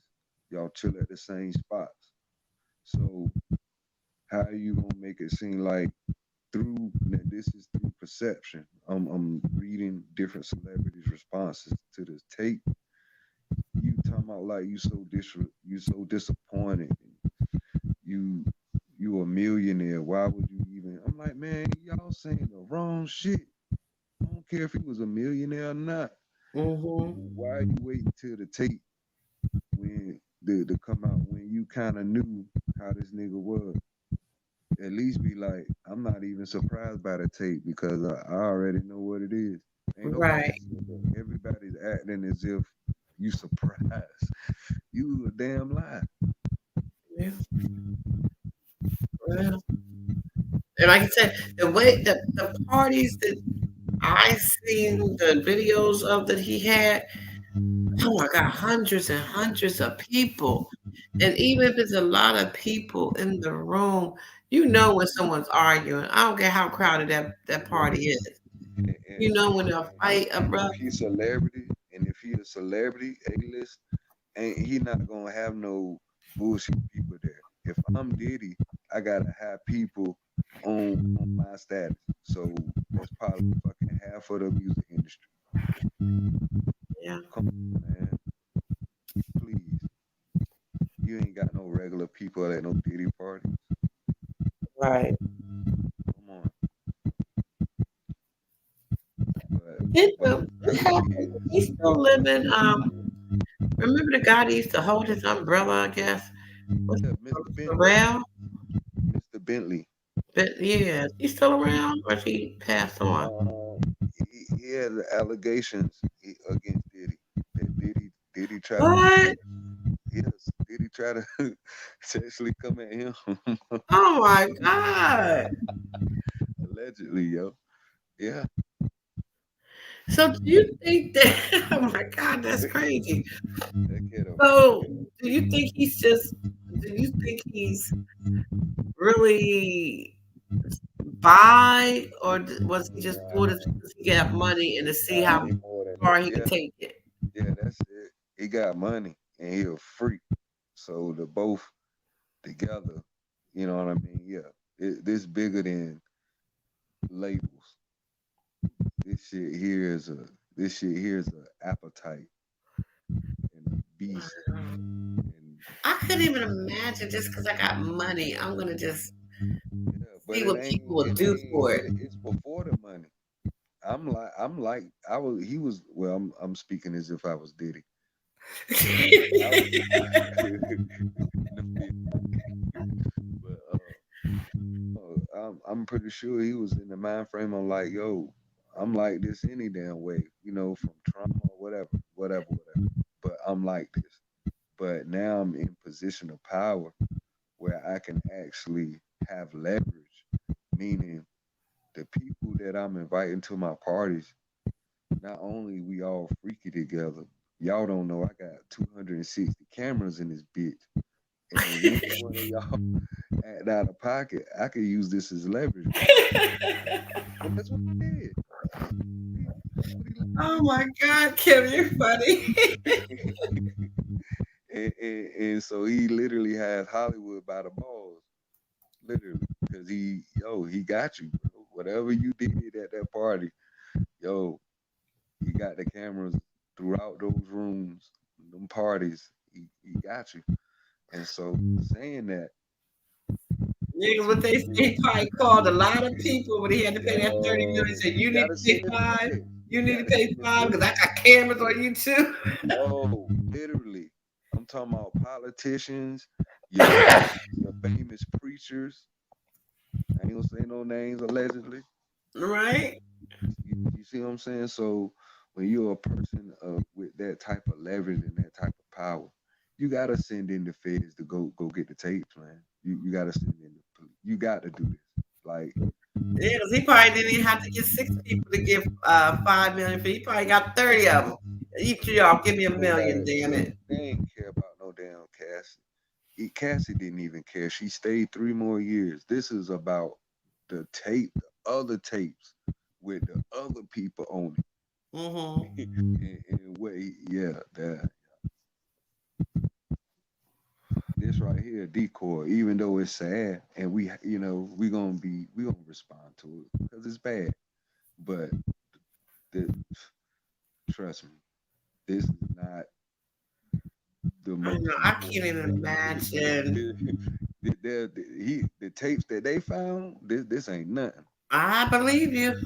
Right, right. I believe it because, and I say this every time. I used to say this when it came to Kels too. When Jeffrey Epstein got arrested, I remember this clear as day. I was watching CNN and they put up a list that they had confiscated, I guess, from his home or a book or Blacklist, something the of fly. all these names of people Yes, that ma'am. he had in his book. Yes, ma'am. It was politicians. I remember seeing Diddy's name. I remember uh what is his name? Jay-Z. Yeah, I remember um keep going. what is it? Donald Trump. Yeah, that's right. And but one name I didn't, like I said, unless he was all the way at the bottom, I don't remember seeing R. Kelly, Nah, nah. you know. And I think that because of his way past, like everybody like to say, they knew in order to get these people that's on this list, especially the black ones, we got to start, especially when it comes to this RICO and sex trafficking stuff. We got to start with somebody that's going to be easily Well, they to be say, thrown. allegedly they say that Fiesta, that with Jay Z and R. Kelly, that was recorded on Epstein out. Mm, wow, wow. That flight list, you know what happened to Epstein once he went to jail, though, allegedly. That- Once Epstein got arrested, what happened? When he got arrested, Like, what happened to him in the custody of the He's unalive. right, and allegedly the the reason that for him getting deleted was he self-deleted himself. I don't even believe that. And look, and I'm gonna do you one better, Cookie. He was under suicide watch. But here's my thing, Kim. I don't even think he's unalive. You're right. Absolutely. Absolutely. You man, you so on point. You are so on point. And because I never believed that he was. this thing go all the way back to the royal family. Yeah, You know what I'm saying? So you have to understand the magnitude of what this could be catastrophic. Is this, if this like actually got out, that so many celebrities can particularly be charged with certain man, this could be huge. baby. This could be like all of this happening when the smoke clears. The what's concrete are laws in the judicial system, and so individual cases, pave the way for legislation. Like cases aren't just particular cases because of the particular human being, and this just directly affects you. No, the cases that are being built lay the foundation. Case in point, when the prosecution or the defense, when they're laying their foundations, or when they're objecting, or you know what I mean, they're representing their clients, they are referencing previous cases that are already been tried. Right, That's how you win cases, based on previous cases that have relatively the same thing going on. You go back to those cases, and usually the judge is well educated in the same case you about to bring up. Like right. if you about to object and you about to say yes, case such as he'll probably finish. Yeah, cases. Yes. No. Motion denied. Like you know what I mean? Like everybody use the same cases to represent their client, Right. to build a foundation. And so I said that by saying, with these cases, we have to watch very carefully what the verdict is going to be, because these cases are shaping the future of The our future. nation. Yeah. Thank you. The future of our people. Right, our kids. Yeah. These cases, all the sex trafficking and all this other shit that's going on, it's laying the foundation for our children. I want to know where the B2 people at. That's what I want to know. Oh man, that's so that's so. Like we said, Gail King, what's that lady named Burks or whatever her name is? I would love to hear what Gail King got to say. Yeah. I'll be I'll be front and center just to hear what she got to say. Like I haven't been watching the media like that. I've been just listening to You know why YouTube. you ain't hear nothing? Because Sean was a key political figure at one point. You remember the whole vote thing, where he was campaigning, trying to get a million people to vote. Right. And, Doing what was that? Hillary, yeah, Hillary. Yeah, Barack. same whole camp. That's the same people. I'm telling you, and they Mm-mm. turned their back. That's they boy. Right. Same with It's Jay just Z. sad. It really is sad because, like I said, I don't condone no crazy shit like that. What I seen the other day, I'm just like, wow. But what's Like, crazy is what you don't know that Joe Biden's son, Hunter Biden, got way worse footage in a laptop that was confiscated at a pawn shop what? in his possession. Yes, ma'am. What? Footage is so bad they can't show it to the public. It can't be released. Oh my. Pertaining to Diddy? Nah, pertaining to him. Oh, I see what you All the mean. all the Democrats allegedly are colleagues.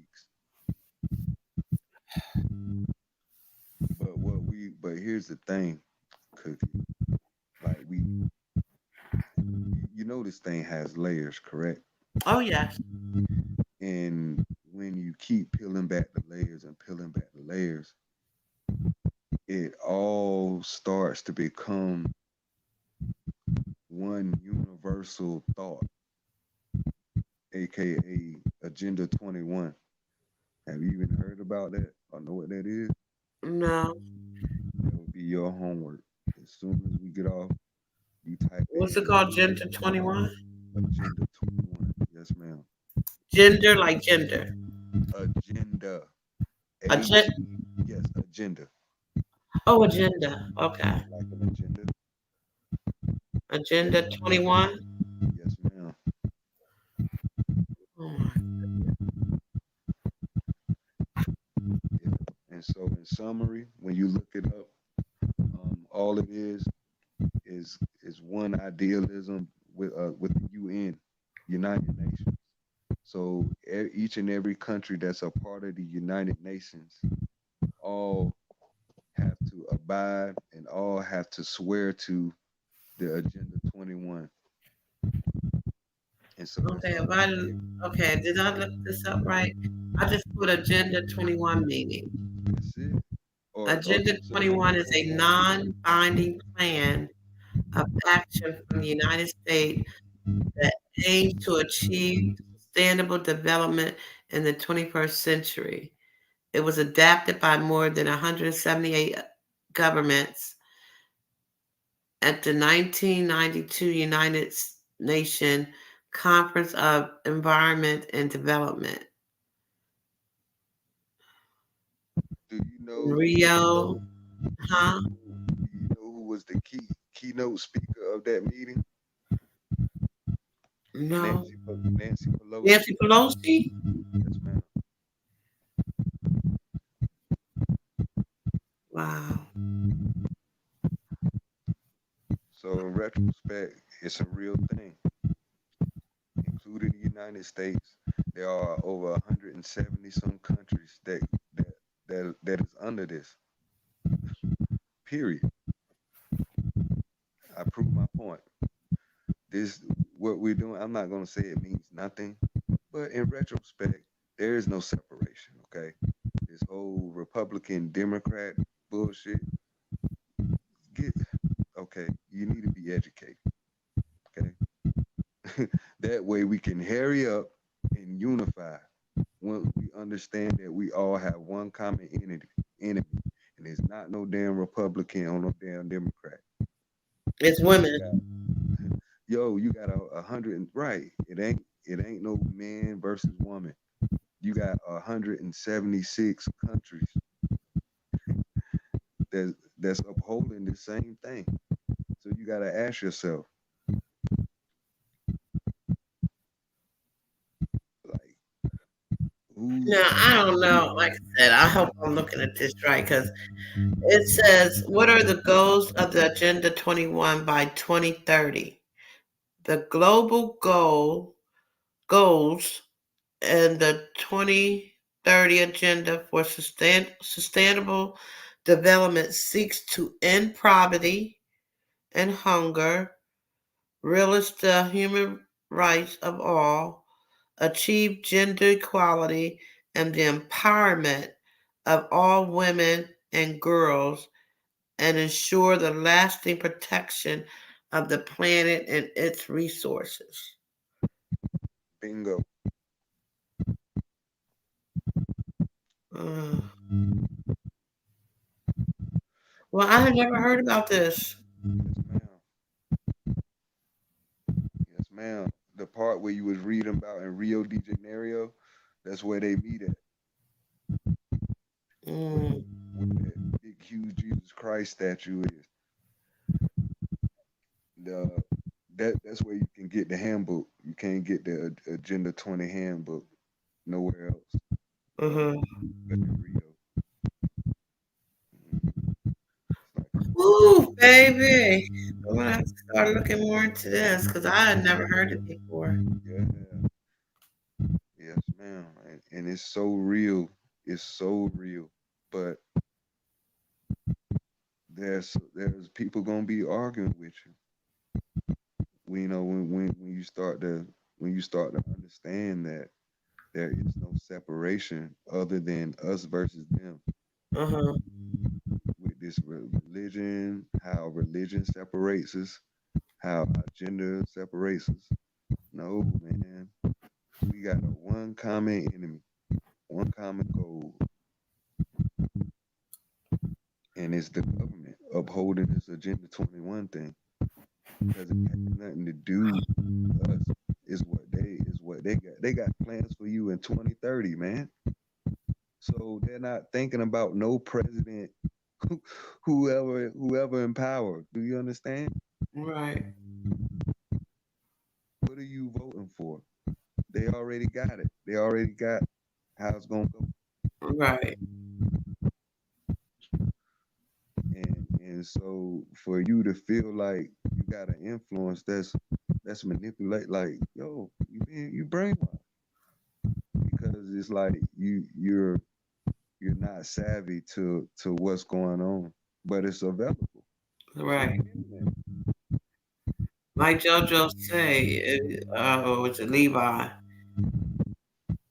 The way to pull the wool over a nigga's eyes is don't let him read. And everybody know we don't like to read. Yeah, we like to go to CNN for our sources, Mm, Fox News, stuff like that. No damn well they're not putting nothing like that on. No news. right. Yeah, you gotta. Wow, my Jesus. Man, you gonna have me thinking about this now all day tomorrow. Mhm. And it's gonna lead you, and it's gonna lead you somewhere. And I can't wait to talk to you about it. But it's a real thing, very real. I'm gonna try to pull something together for tomorrow maybe or Tuesday. Yes, ma'am. Um, so hopefully I'll have the timing right for you to join in and educate us all on it more. Because you know me, I'm gonna mess it up some kind of way. No. But I just want to kind of leave with you though, like let's try to expand our minds, like kind of step outside the box and kind of look at these particular trials that are going on with like the YSL and Young Thug and R, R. Kelly and this whole Diddy thing, just everything, all the moving parts, even with the Johnny Depp thing, and Uh-huh. just everything that's going on. Like after the rulings and stuff happen, we have to consider that the future things that are going to be brought up, the the the results of these trials Excuse are going to be used, especially in they're going to be used as foundation for future cases. me. So Right. R. Kelly case is so important. Whether you think he's innocent or guilty, how do you see uh, the verdict shaping our future? How do you want your future to look? That's how the opinion should be about the case, all of the cases. Right. Versus the person personally, you should think about, okay, how is this ruling, molding my kids? Right. Yeah. Mm-mm-mm. Man, I'm gonna get on off here, man. Love you. Yes, I love you too, Kimberly. You have a blessed week. I will see you before it's over. Get you some rest, baby. Thank you so much for joining me.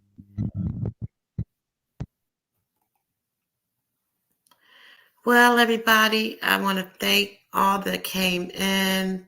My love, my true love, Kimberly and DB, thank you so much.